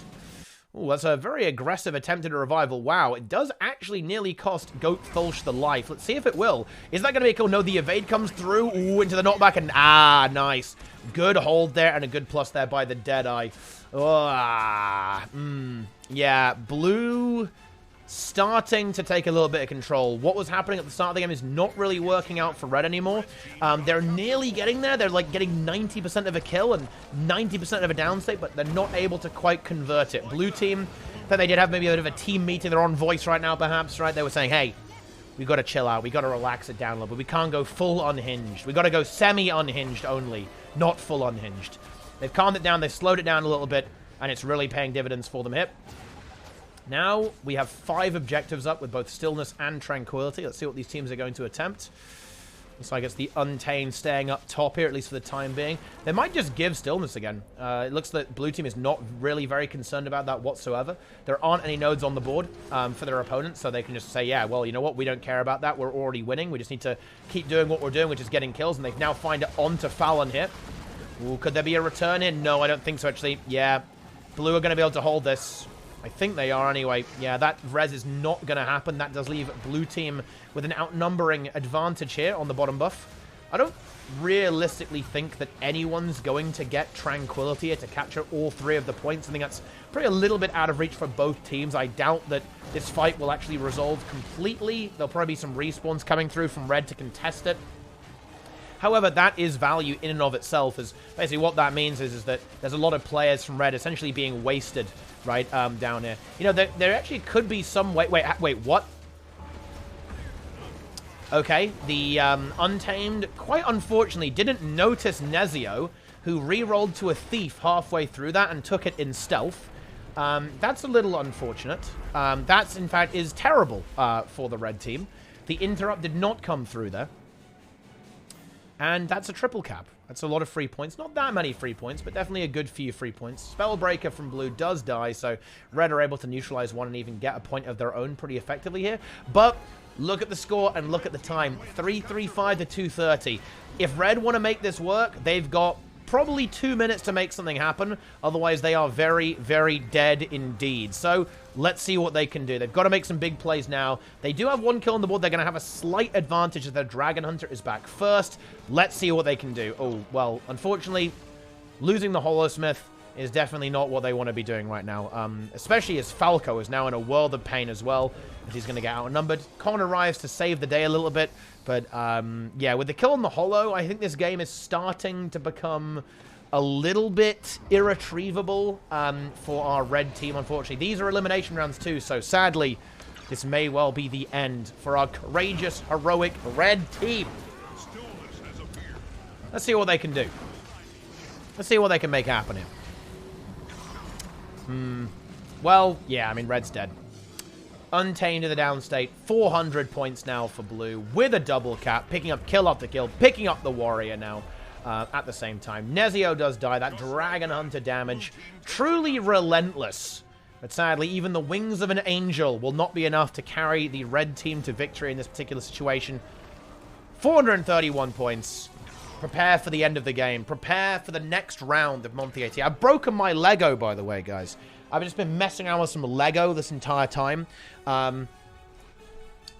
Because normally, I'm spectating, right? I'm clicking on people and stuff like that. I can't do that right now. It's driving me mad. I've got to be messing around with something. And I've got my Lego, and I broke it. I don't even, honestly, I don't actually know what the hell this is. Right, this is in the Lego Advent calendar. I think it's maybe like a cake.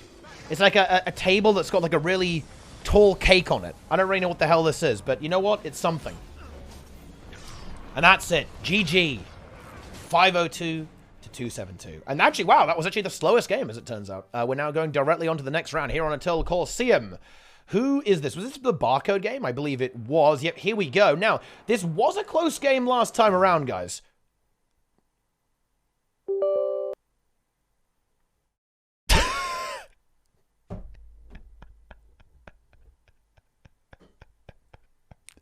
The game crashed again. Well, we shouldn't miss much. It will just be like the very start of the game, I think. This is good. This is the big one, though, I think. This is, in fact, this is the big one. This is essentially finals. Because the team, honestly, Barcode has been the only team that's really challenged the Frenchies so far. Ultranum had a lot of problems, and they weren't really able to make much work. Here we go, though. Let's see what we've got here on a different map. Of course, this is a nice map for Thief, of course. As the Thief is hypermobile and can move between these nodes very effectively, and of course is great with the secondary objective. But it's a good start for the Frenchies.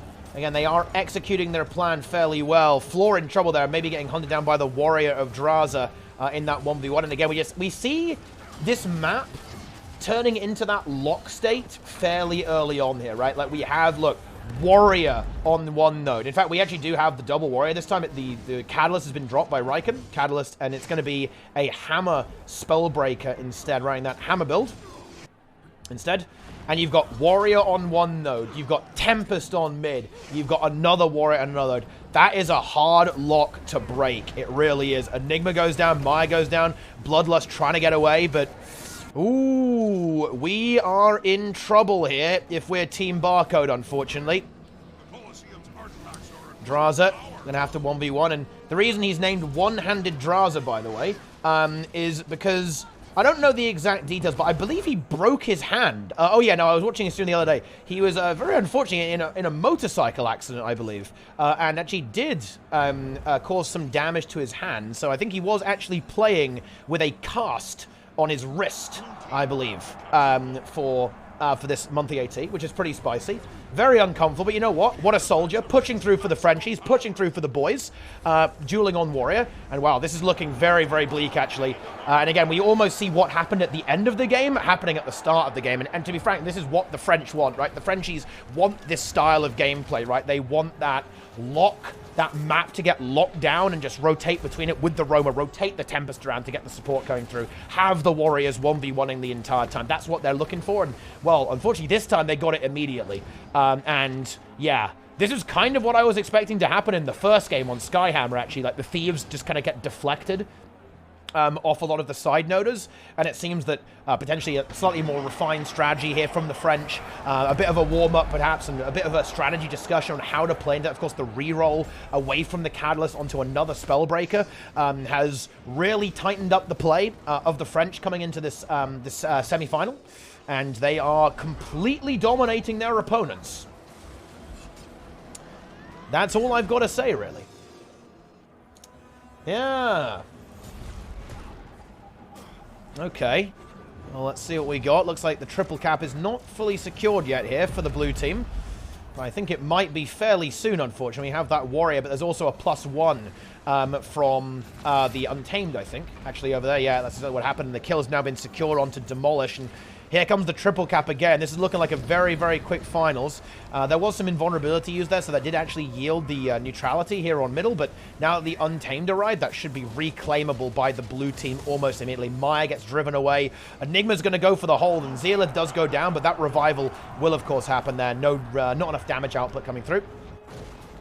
Floor is able to at least get something done and drive the Warrior away temporarily, but here comes the Surge, here comes the Tempest. Draws are very, very low, but again, has full counter, has the support now from the Tempest. Will be able to survive, no problem. And yeah, this is a very brutal game. 270 to 0 now. I mean, look, I don't want to see a 500, but it could be. It really could be. Ooh, oh, yeah, floor's down, and that means again, the Untamed can rotate almost immediately. Oh, hang on, hang on. We could see Kill actually die here. Yep, there it is. So it's not going to be a 500-0. And we do still have the Catalyst, too. We have double Warrior Catalyst instead of the Vindicator. Right, and I think that was probably a swap because they found that the Vindicator wasn't perhaps delivering the value in those 1v1s, right, that they wanted. And they want a bit more 1v1 power here. Getting that extra Spellbreaker in is going to deliver them exactly that. And yeah, I agree with Roy here. This is not really a game that's going to be super exciting, as this is looking incredibly, incredibly bleak for Team Barcode. Team Barcode, one of my favorites. But certainly, the French are never going to be easy to take down, right? They actually came unbelievably close in the previous monthly automated tournament. So I think this time is simply not going to be their month. They're going to have to practice going into the new year. Some new balance patches, some new metas. And Barcode will have their opportunity to shine yet again. But this, unfortunately, is not going to be their golden hour. As the French looking for that triple cap yet again. Catalyst and Untamed about to punish Enigma Reap. The Vindicator. Maya going to go for a buff here, but honestly, I mean, what's that going to do at this stage? Draza might actually fall. Looks like he is. Maybe just going to go for a die-on-node situation. He's got nothing really left. Ooh, Tempest is moving in. Can Draza hold? Does get his heal skill off just barely. Tempest is nearly here. Does have the glyph, if would be necessary. Nice CC there, actually dying a lot of damage. And there's the Watch anyway. There's the protection. There's the immobilize. And Zealot arrives right at the correct moment to deny the opponents from locking down a kill. There it is. All nodes looking unbelievably blue right now for the French worms. And that's it. That, well, I mean, that's not it yet. But we're getting to the end now. We are getting to the end, I'm afraid. I like how the audio is not here the entire time. You know, we'll work on that for next time, guys. You know, some technical difficulties here. Game is crashing, audio is crashing, everything's crashing. But that's fine. 405-17, an absolutely dominating performance from the French. Yeah, I mean, honestly, I don't actually know what their team is. They need to pick one. Because every time the French play, they have like a meme team name. That's why I just call them French Worms. That's the classic French name, right? Even though, yeah, they don't have Azes anymore. They do play with Goku sometimes. Like, Goku's not out of the mix. He's still heavily involved in the French gameplay. But it's you know, a few different, a few new worms have entered the mix, right? There's a few new members on the team, which is good, right? Like, this is another thing that really comes with the high-level teams. They'll have a deep roster. They might have 6 or 7 players. And those 6 or 7 players are going to potentially be swapped in or out depending on what the meta requires. That's another really big thing about being a high-performing team, especially if you want to be consistent. You need to be able to be flexible and be adaptable. Here it is, GG, 500-17 by the looks of that. What a game. I was expecting that to be a bit spicy, but it wasn't. It was a complete massacre. Team Barcode have some serious problems there. And of course, the Frenchies are going to the finals. And who is it going to be? It's probably going to be UltraNum, I'd say here. Of course, you know, Nezio team is definitely strong, right? Like the, you know, they've definitely demonstrated throughout this tournament that they are powerful. But I would certainly give the edge to UltraNum here in terms of power. Let's see what they can make happen. Let's see what they're going to do. Prepare for the last semi-finals into the ultimate grand finals for the monthly automated tournament that was forgotten by me. But don't worry, I remembered it.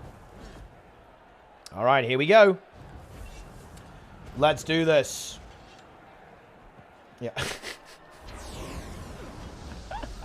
What a prediction, Nike. What a prediction. Hey, Jester, Happy New Year, dude. All right, here we go. I think this could be a close one. This could be intense. It could be big. It could be big. It could be big. All right, then. Here we go.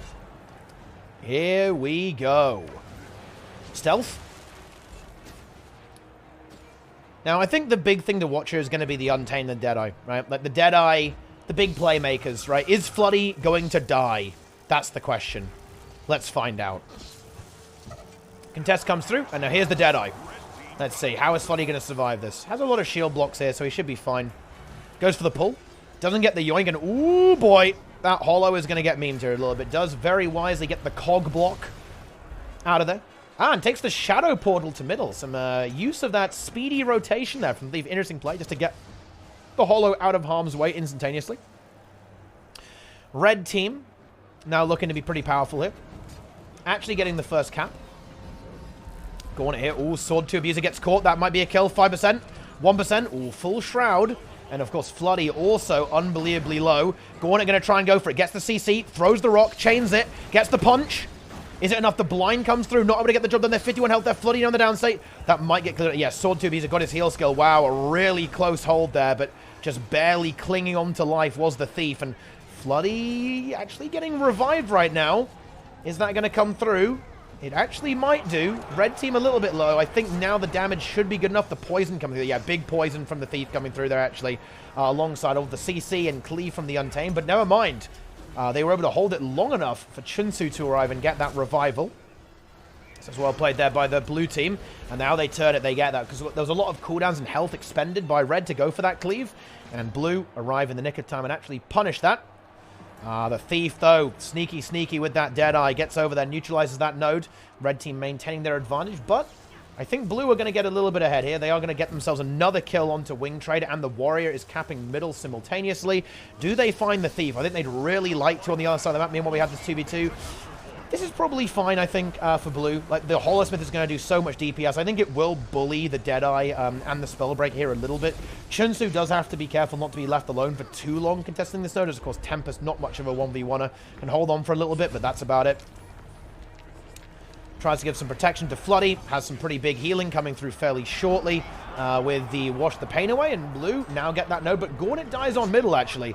Those Thieves, you know, we kind of saw this in the Skyhammer game when the Worms played against the Double Thief, right?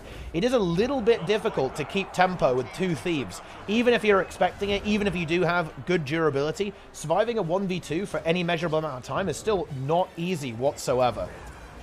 And it's a very close one so far, 51 to 63. We haven't seen anything crazy yet. This is, you know, we're watching people just like slap each other, right? They're not going full crazy. It's not full beast mode yet. Both teams just getting some stuff done, you know, getting a few kills here and there. They're standing on the points. They're capturing stuff.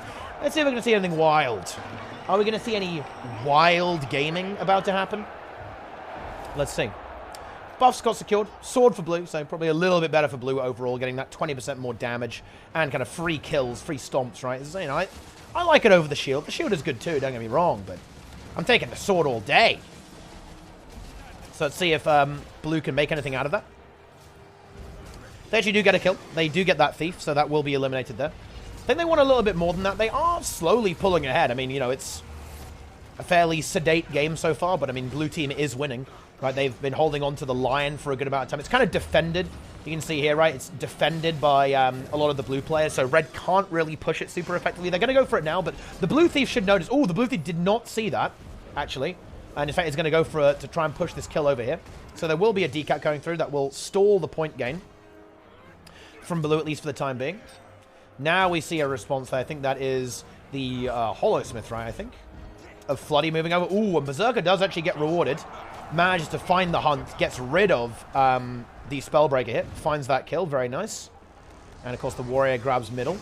So yeah, I mean, slowly but surely, Blue team is getting further and further ahead. Red have not had map control or any kind of point control for a good amount of time. Looks like another kill is about to be found here onto Wing Trade. A big pull from the Spellbreaker brings that Spellbreaker back into range, back into vulnerability range. Although some good kiting actually there from Wing Trade. It might not be enough though. Thief is rather speedy. Or the barrier though, actually very nice. Combined with the big damage from the Undead and the Immobilize is actually enough. The Warrior wriggles away just barely. The Thief is not having any of that though. Berserker wants this, wants blood. Is going to continuously go for it. That surely this will be the end of Wing Trade. There it is. There's the backstab. The kill has been secured. The big 3k crit, guys. Big damage. And yeah, Blue, just like the other semi-final, slowly taking control of the game. A little bit slower than the control of the Blue team in the previous match, but certainly getting there. We may not see a triple cap here, though. The respawns are pretty big. Chunsu is here to stabilize the Blue team, and they want to try and push for it. Floody now arriving. Ooh, yeah, but Chunsu was completely out of juice, got focused down, and Floody arrived a little bit too late to potentially have any recovery. Oh, look at that, though. We love to see that. That was a shadow portal. That was a thing you can do with Ellie and Thief, of course, guys. You can open the portal, and the Ellie can take the portal in vapor form. That's a very nice play here from Chunsu and Berserker, getting that revival instantaneously after that. And that means that the Tempest is now able to re-push into the fight after a brief delay. Wow, Berserker is going crazy. Picks up another kill there after saving the Tempest onto Goat Thulch. Meanwhile, Zintrex is kind of holding that 1v1 steady in that particular position over there. And Berserker will, of course, now look for more kills onto Sword 2 Abuser, onto the Spellbreaker potentially as well, alongside Zintrex. Tempest probably wants to start rotating away. Yep, Chunsu starting to move now, I think, towards that middle. No, coming back, actually, just to make sure that everything is nice and stabilized. Potentially worry about the respawns, too. I think Chunsu is certainly expecting the Untamed from Red to re-push into that, and staying there will be advantageous, of course, to hold that. And wow, Floody actually pops off. Oh, no, he gets memed. Oh, God. Oh, Oh, God, Deadeye is so unfun, man. Like, Floody actually went berserk there, got the kill in the 1v2, but unfortunately, the 3-second immobilized knockdown boon rip, ranged immobilized knockdown boon rip, got him, unfortunately, and he died instantly. So that's, you know, that's a little bit unfortunate. I don't think it's really going to hurt the chances of this team too much in terms of victory, as they have got a significant lead, but, The real crime here is that Floody, he lost one of those clips for his montage, guys. That was going to be the sickest montage. The 1v2, getting the kill on the Spellbreaker, maybe even getting the Deadeye as well, but he got completely memed. Unfortunate. Yeah, he nearly managed to knock the Thief off as well, and probably survive or maybe be able to resustain somehow by knocking the Thief off the edge, but unfortunately, that did not happen either, and that would have been a sick montage clip, but unfortunately, the clip has been completely denied. But still, like I said, red team very far behind right now, halfway through the game at this point. And, well, if you're halfway through the game and you've got basically a quarter of your opponent's points, and they also have a double cap, you're not happy. We need to see some massive kills coming through from red very, very quickly, but that's not looking particularly likely. We actually have a lot of pressure, in fact, onto the main playmaker from red team, that Untamed, taking heavy damage. Berserker definitely on the hunt for that, looking for an opportunity to try and find that kill. Is it going to happen? Well, I think the answer to that is yes, 5%, and there it is, there's the kill. Floody actually doing really well. Gets the bull! Oh, that's big! Oh, Floody! Look at him, what a monster. Can he find that kill? There's the Endure Pain. Oh, might just barely get it. There's the Orbital Strike with that discharge. Oh, the heal comes through, that mending. Incredibly powerful. Floody gets his heal. But I think the Deadeye's arrival will prompt Floody to back off. The Immobilize comes through again, the knockdown comes through again, but not enough just this time to actually get rid of that Holosmith. And of course, it does in some ways kind of waste the time of the... Oh, wow, never mind. Floody actually punishes. He's like, how dare you +1 me? Just kills that Deadeye flat out. And now, of course, comes back for Wing Trade to get his brutal vengeance. He was denied another 1v1 kill, but this time it's going to be a 1v2. How do you like it? Here comes the 1v2 onto Wing Trade. Let's see what Floydy's going to do here. Well, I mean, they're going to kill the warrior, I think. I don't think Wing Trade can survive for very, very long whatsoever. Although some good kiting here, actually, some good positioning from the warrior is being highly effective from the red Spellbreaker, and actually does outmaneuver the blue players very significantly there. However, it is probably going to give the blue team the node as the warrior is being chased away from the point, allowing Arlo just to chase around while the blue warrior captures. We actually have, again, a stalemate on middle as well, with the Tempest now being replaced by Floody. As well, will turn into a 2v2 potentially if necessary, but again, it's a double cap right now. Berserker in a little bit of trouble, but should be able to wriggle away, gets the heal score there, wants to maybe even turn it around, has the Dagger Storm, and that's going to be super annoying to deal with for the Spellbreaker. This game is looking very, very over indeed, I'm afraid. This is looking massively good for blue and massively awful for the red team. So this does leave us in a very interesting predicament. Of course, this means it's going to be an Ultra Numb into French rematch. Now, last time, that was very favored. It was extremely favored in favor of the Frenchies. Have Ultra Numb? Will they have theory crafted? Will they have discussed? Will they have warmed up enough to challenge the French? Or have the French stepped up another level, as we saw in the previous round against Barcode? It's a good question. It's a very good question, chat. Goldfalsh dead. Everyone's dead. Well, I mean, only one player is dead. But, I mean, red team's hopes and dreams of being monthly automated tournament finalists, they are dashed. It is over. 4-6-7. Let's see if we can get... Can we get the trifecta, guys? Can the Spectate UI crash the game again as we go into the finals? Could that happen? All right. Here we go. Is the game live? No. This is actually from December. This game is from last year. We are watching year-old VODs. How about that? Okay. Let's go. Yeah, it's time to enable spy. Look at this camera control here from Roy. I like that. Zooming in on Floody, but here it is, guys. The grand finals of the ultimate December Festive Crown monthly automated tournament. Looks like we are going to see a few shakeups here, potentially. So the fact that we see Gordit on Rabid Amulet here seems to imply to me that he might change that to a Condi Herald. And he is known to play Herald as well. So we could see this. It's a Vindicator, but he's impersonating, right? He's got the Condi build set up, right? And you can see he actually has the weapons too, the mace. So I think this is going to be a last-minute build template swap over to a Condition Herald.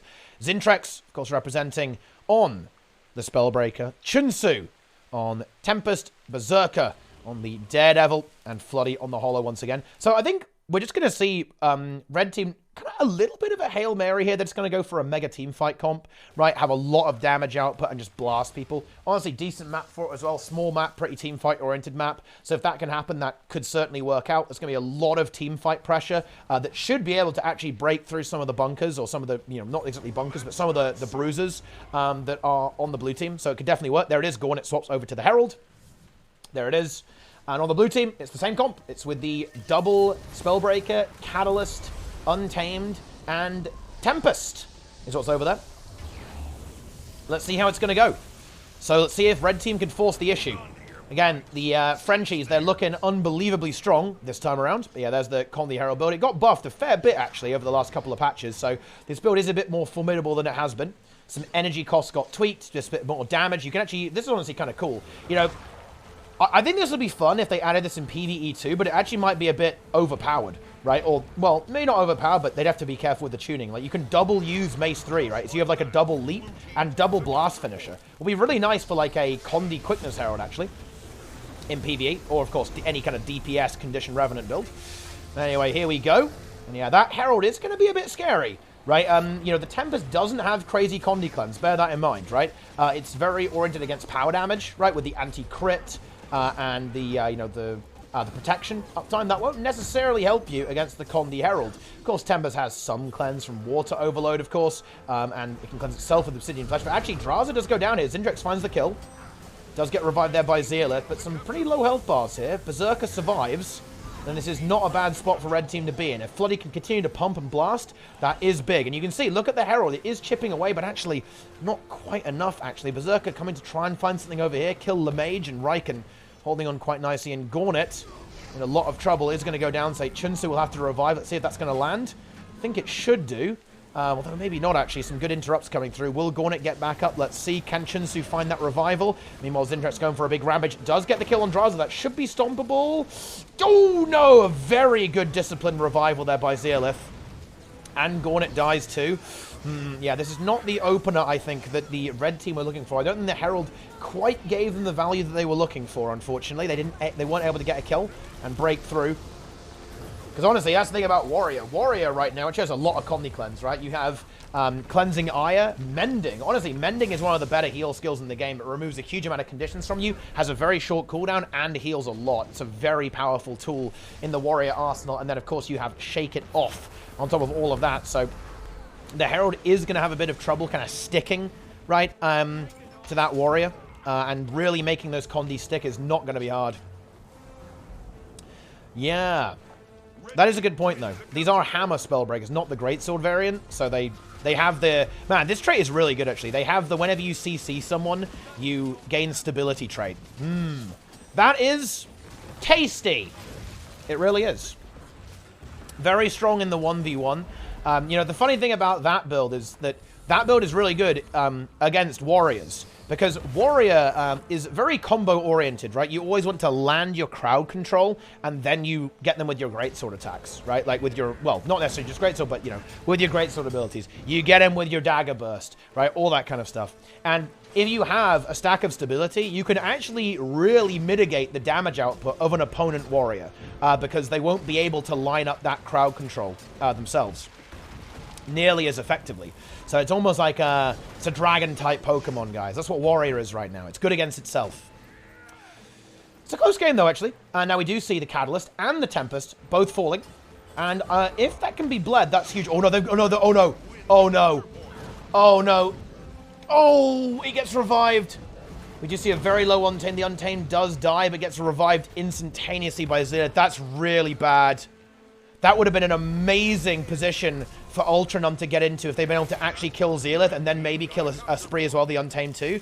But both of them are going to survive. Floody on the warpath here, really going for it. And Red Team do have the double cap, actually. And they're posturing well on the map. I'm trying to point. You guys can't see that, but I'm pointing at the map right now. I'm gesticulating wildly. You see that they do have a good position to hold on here. If they can now keep this pressure up and get rid of Zealith, that's big. But they have lost the team. But Chunsu gets the revival. Ultranum are fighting here. Their strategy, it does appear to be working a little bit better now as we get into the mid-game. Floody's going to go for it. Why don't they want to give that cap? They really want Zealith, though. They should get him. They do end up getting decat, though. That's a bit painful. Zindrex 1v1 into Riken. Untamed now going to try and make something work over here, but Floody in hot pursuit. Zealot on Nota can't be bled out. A little bit unfortunate. You really want to get some time where you're outnumbering here. Ultranum actually getting into the lead. Here we go. Here we go. Riken in trouble. Ooh, that could be a big kill. Floody can't quite get there in time, though, to eliminate the warrior. Some big mobility here from Riken. He's out. Gauntlet now going to push into the Catalyst. Now, I think they've got to be a little bit careful. I don't think they want to spread themselves too thin. Because I think that their strategy does work when they have these pretty big fights. They have these team fights so that Herald can really deliver some value. I think they, weirdly enough, don't want to go too crazy on that third node despite having the Thief, because that's where the damage is going to get spread up, and that's where the bruisers really thrive, right, where there's not a lot of pressure the entire time. However, Gauntlet is actually really punishing this Catalyst. You can see the Catalyst is having a lot of trouble surviving here and may even end up going in the downside. Oh, that Catalyst damage, though, is pretty beastly. Ooh, is Kill gonna die? Zintrax in a bit of trouble in that 1v1, trying to hold on there against Draza, and of course the Tempest there. Kill's gonna go down, say a Berserker comes in. That should be a confirmed kill. I don't see that getting rezzed here. And that's the Untamed, can do some real funky stuff, but no, that's not gonna happen. The Glint Elite knocks that away. Zintrax still holding, actually. Did get sustained there. Floody moves in. Chunsu also available. Draza and Zealot not able to find that kill. Mid completely uncontested, actually. Ultranum really making this happen. Oh, Floody, though. One stun break against a warrior. Oh, it's so painful. It is so, so painful. Actually, that is a big play here from Draza. Essentially gets a kill in a 2v3. That should not be happening. And regrettably, that is going to put a serious dampener on the momentum that Ultranum just gained. They've got a decent point advantage, but they're kind of back to square one in a sense when it comes to actually having the flow of the game on their side. Very nice by Draza. And again, that is that weakness of the Hollow, right? There's a lot of crowd control and not a lot of stability these days in the metagame. And that does mean that if you only have one stun break, then good luck, right? You are going to get absolutely punished, especially by a build like Hammer Warrior, which has some of the most crowd control in the entire game. Okay, Gauntlet and Chunsu able to wriggle away nicely, though. They're holding. And the game isn't, you know, the game's not lost, right? They're not in a horrible spot. They're still even in the advantage. They have the Thief there. The Thief, with that mobility, definitely delivering value here. Should be able to grab that mansion. This does leave them 4v5, so they have to be careful on middle while they don't have their Thief in this fight. Ooh, and Chunsu, look at that crowd control. Seriously, that is absolutely wild. Gauntlet are going to fall. Oh, no! A bit of a crumble here. I think Gauntlet and Chunsu may be pushing their luck a little bit too much, maybe not leaving that fight just in time, unfortunately, and that is, as we say, quite bad. Losing the Condi Herald and the Tempest, that is a big thumbs down, and I think we might be seeing the French get back in control of this game relatively soon. Points are fairly even. Oh, no. Oh, the Thief gets picked as well. The pet teleports down there. That was the Untamed pet port thing. And then the Poison Stacks basically finished the job there. Not even the pet auto attacks necessary. That's really bad. That's a staggered kill right as the other two players respawn. Floody trying to go for a miracle. Can he do it? Ah, no, the mending comes through. No miracle for Floody this time, I'm afraid. And the Untamed is on him as well. Does have the block. Chunsu is here, and the healing skill is available as well for Floody. He does get it, which is very nice. Gets a good kite as well, but now Chunsu's in a world of pain. Floody kind of is almost like forced to go down and try to peel him out. Does succeed in doing so, and blue team don't push that anymore, but there's the double cap. There it is. There it is. And triple cap comes through as well. Yeah, honestly, that middle crumble was the problem. There was honestly a real... They were in a good spot there, right? But not surviving there and then losing the Thief shortly afterwards was pretty bad. And they're going to pay dearly for that, and they're paying that right now. It's the taxman cometh, and the taxman speaks French, I'm afraid. Triple cap still being held, and the thing is, killing the Tempest is really nice, but usually you got to get something else as well, because of how durable stuff is right now, they can kind of hold on without a support, right? They might have to give up a node, but they probably won't die without the support. The support is there just to be the ultimate backbone, the immovable object, and it's just... They did get neutralized a little bit there, but only one kill. And now the Tempest is already back, walking back into this fight immediately. This is a very scary predicament right now for Ultranum. They had an amazing early game, actually, very much controlling the matchup quite nicely and finding those kills and honestly getting a lot of value out of that Thief mobility. But Again, this is kind of what happens in matchups like this, where you have one team that's trying to slow the game down and one team that's trying to speed the game up. Whoever... It's almost... It feels a little bit unfair, almost, towards the team that wants to speed the game up a little bit. Because once the game has slowed down, it's really hard to speed it back up again. Although, of course, you know, the counter of this is that while the game's sped up, it's really hard to slow it down. So it's basically two sides of the same coin in terms of that dynamic, of course. But it's definitely hard, I think, for Red Team to get back into this, because they have lost that momentum. Ooh, Zintrex did die here as well. 1v1 by Draza. Finds that victory. Esprit down there on Untamed is pretty good, actually. That's going to take a lot of damage off.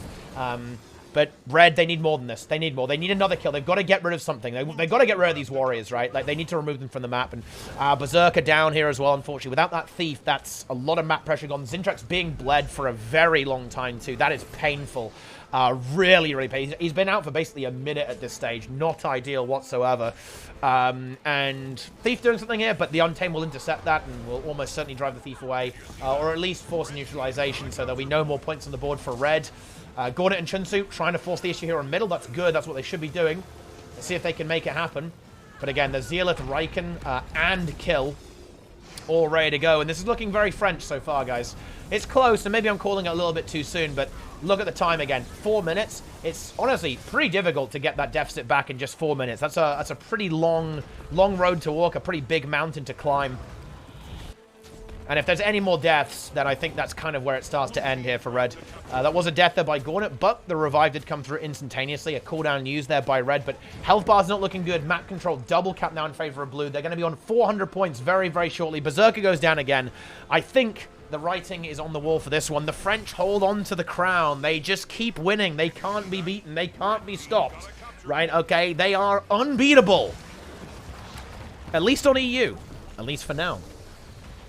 But in December, the Frenchies, they are going to emerge victorious. But actually a very spirited game here. And I really like what Red Team tried here. I really think it was a smart choice to mix it up a little bit, bring in the Herald, and just focus on fights a lot, like these big team fights, which honestly is kind of what Ultram is famed for, is being really good in these team fight scenarios, and having the strategy and the execution to kind of pull that off. So I think a smart decision, and it honestly was paying off. They could have won this game. This was not actually like, oh, you know, they didn't play the strict meta, so they lost. No, this is actually very winnable, I think. There was certainly a point where they were actually quite nicely ahead. I think things started to really go wrong for them, where they didn't manage to get that, they didn't manage to finish off Zealith. The Warrior got in there and revived alongside the Untamed. They then didn't get the follow-up kill on the Untamed, because the Tempest then rezzed the Untamed after that. So that's when things really started to snowball out of control. And then the final nail in the coffin was that bungled team fight, where the Herald and the Tempest, then the Thief also died after that. But actually very winnable. I think both of these styles, at least on this map, would have been perfectly viable to achieve a victory. But again, if we're looking at the score right now, the game is getting to the point where it's, I mean, it's technically winnable, but not really. In fact, it isn't really, is it? They need a triple cap now for 180 points. Oh, Berserker downside. Can Floody maybe make something weird happen here? Oh, no, he can't. Their Untamed damage is a bit too much. Can they maybe get the cleave? No, they can't. That revival, I think, is coming through to kill. Zealot is dead. Riken is dead, but there's not enough time. The decaps can't come through. The Warrior off respawn will get that, but that's it. The 5 kills, 5 points from the kill, end it. And that is the end of the monthly automated tournament for December. That is it. Frenchies win. They keep the winter crown in their possession, and they send the other teams packing back to the drawing board and how to possibly contest the French in 2023. Let's see. You know, we've got another year of monthlies coming up right now. Will anyone be able to dethrone the French? Is it going to happen? Could it happen? I don't know. There's a lot of contenders. Ultranum now being back in the mix is pretty cool, right? Barcode, of course, lurking around, ready to go, ready to blast. A lot of contenders. And honestly, look, I'm going to leak this now. I think Misha's not entirely done. Misha, he's hungry. He wants to win Moto 3. He was in my chat the other day saying that he wants back in. He wants to blast. He wants to take that. He wants the best of 3, right? Right now, it's 55 won the first Moto. Team USA won the second Master of the Arena. So that means it's one all, right? It is a 1-all situation. Let's see if 2023 has any surprises. But there you go. that's kind of the end, right? That's kind of the end of this monthly tournament. Hopefully it wasn't. It was a bit scuffed. You know, we had to do the recording, but you know, who knows? Maybe if we refine this a little bit, we can actually use this to spectate the NA monthly automated tournament as well. Maybe turn it into a bit of a highlight reel and adapt it somehow to get the exciting games of the NA monthly, because sometimes the NA monthly games can be a little bit less hype, you know, but maybe we can actually, maybe we can try and get both going at the same time. Definitely a possibility. And I give a big shout out to Roy as well, who actually helped make this possible by recording it and then uploading a 37 gigabyte file to a cloud storage so I can watch it. So big shout out to Roy helping me do this, because of course, me and Sneb were fools. We double booked ourselves and actually ran a raid tournament on the same day as the monthly, but I will not abandon my PvP brethren. Okay, no. Gonna make sure that we get that PvP action and we celebrate the monthly and the exciting events that happen every month here. Celebrate the competitive scene, because you know me, guys. I love some competitive gaming. I'm not going to miss out on the monthly. We're not going to be doing that. That ain't happening, guys. Let's go. And again, hope you guys enjoyed the monthly. Let me know what you think of the format and if I should do this for NA as well, so we can get both monthlies on YouTube every single month. Let me know if I should do that or if you think it's complete garbage. But that's it. I'm out, guys, at least for YouTube. Thanks for watching, gamers. Hope you enjoyed it. Sorry about the weird Discord noises, the random audio cutouts, and the game crashing twice. Blame Roy for that. He's a dev, so it's his fault. Nice.